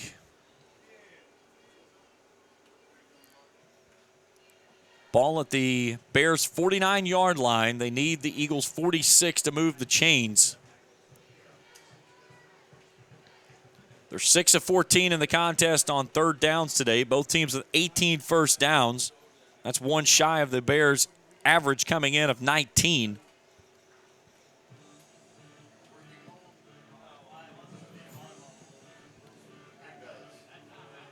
$65 plays for 364 yards for U-Pike today, 67 and 266 for the Eagles. And the days of 85, 90 plays are gone in college football under the new system of where the clock continues to roll instead of stopping at the mark the spot. I talked with Coach Phipps, and I talked after the first game here. And he said that's something that was voted unanimously by the coaches, that they did not want that to happen, and then the league did it. And he said it's made a bad game. It's boring to watch. So 3rd and 5. Handoff Christensen. He's met at the 50. Rolled across to the 49. Making the stop was Chinkani Lewis. So inside of a minute to go, the Bears can take it down to about 15 seconds and burn a timeout. and then can kick it away.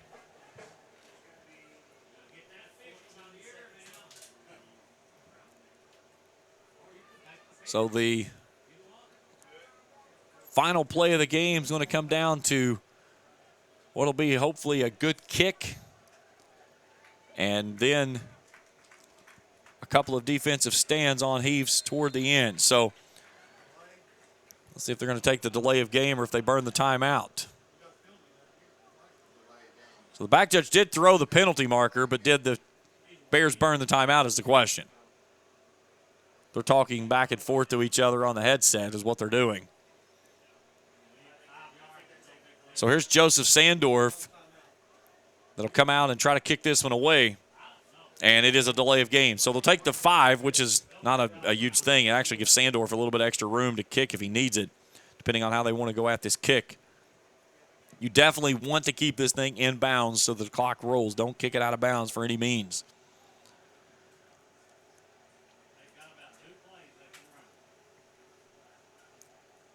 So down by 4. And again, how big that 4th down and goal conversion that they had an opportunity to kick a field goal, which would have it at a 1-point deficit right now, is looming. And what could be the outcome of this one? Low snap to Sandorf. He gets it away. Sandorf tried to sell the collision on the near side. So they'll take it down inside the 20. There's 4 seconds remaining, so one final heave for Nehemiah Broussard to see if he can go downfield and get a PI or find somebody in broken coverage and a missed assignment and take it to the house for the win.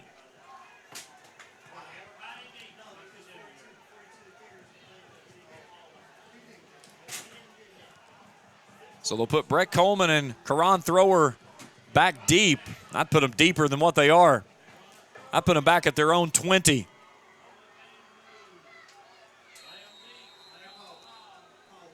So they're going empty set for Broussard. He's going to try to chuck this one as far as he can with 4 seconds to go in the ball game. Pressure coming off the edge. Broussard rolling out. Pressure now from behind. Now reverses. Sound of the horn goes. He leaves this one off to the far sideline. It's incomplete.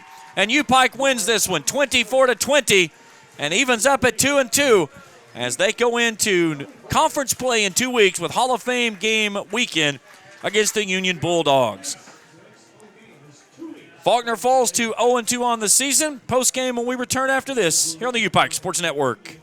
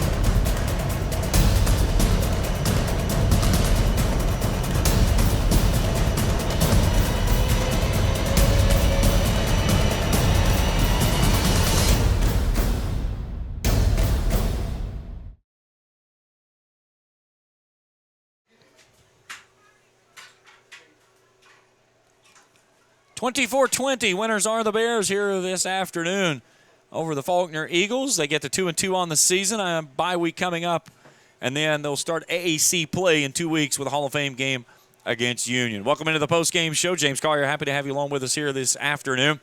Let's take you back through the scoring plays in this one. Faulkner found the scoreboard first. Amaya Broussard hits Malik Murray for 24 yards. 11 plays, 75 yards, 6:36 to start the ball game. 7-0 Eagles, 8:24 to go in the first quarter. U-Pike found the scoreboard to start the second period, 4 seconds in. Jake Headley, a 22-yard field goal. 7-3, Bears trail. Lee Kirkland tosses his first of 2 touchdowns in the first half. He hits Ben Henson wide open into the end zone, 39 yards for the touchdown. 5 plays, 71 yards, 1 minute, 34 seconds off the clock. 10-7, Bears lead at 11:47 to go before halftime. Defense stands tall, gives the offense back the ball. Lee Kirkland this time takes it right down the field, 72 yards on 7 plays, 1:59. Braylon Barton caps off the last 4 on the reception from Kirkland. 17-7, Bears rolling. But then the offense stalls out. The ball goes back to the Eagles. They take a 38-yard field goal from Caden Davis to trim the deficit to 7 with 1:18 to play before halftime. And then the offense stays on the field on a 4th down conversion attempt. They come up empty. They give a short field back to the Eagles, and they cash in. Amaya Broussard hooks up with Damian Hitchcock for 26 yards in the end zone. 8 seconds to go before halftime. We're even at 17.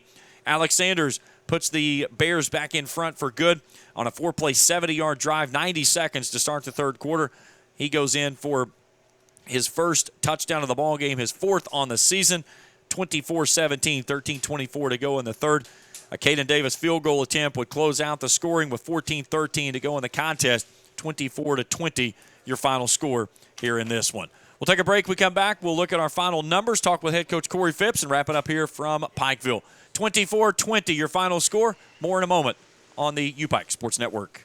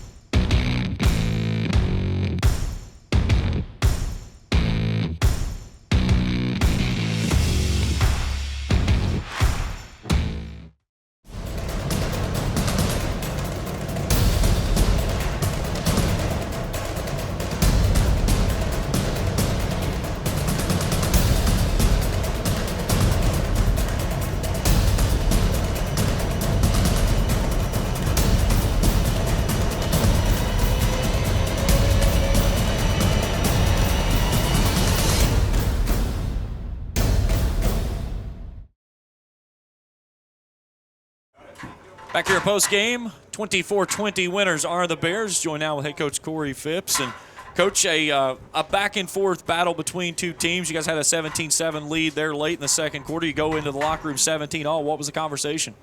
Well, it was really just, quite honestly, we missed opportunities, and we felt good about our team, going for it on 4th down there, and for whatever reason, just didn't execute. So defense didn't hold up their end of the bargain, which we didn't hold up ours in the previous snap. So we just talked about playing good team football and protecting each other.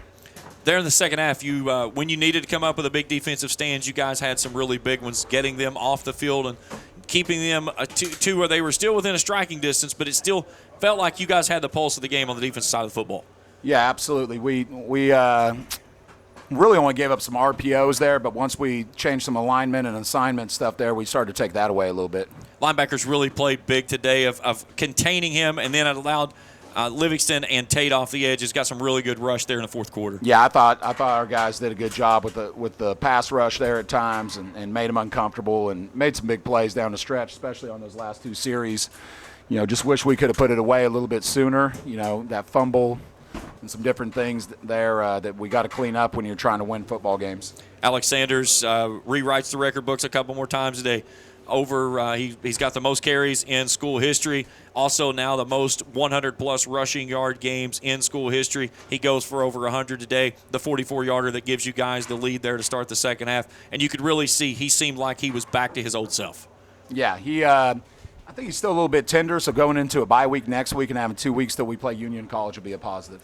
Henson had a big day today, and Kirkland was able to find him early. Had 103 yards in the first half, the touchdown there. But you could really see those two had gotten on the same page with each other. And did you feel like that Lee looked a little more comfortable in the backfield today with Alex standing to his side?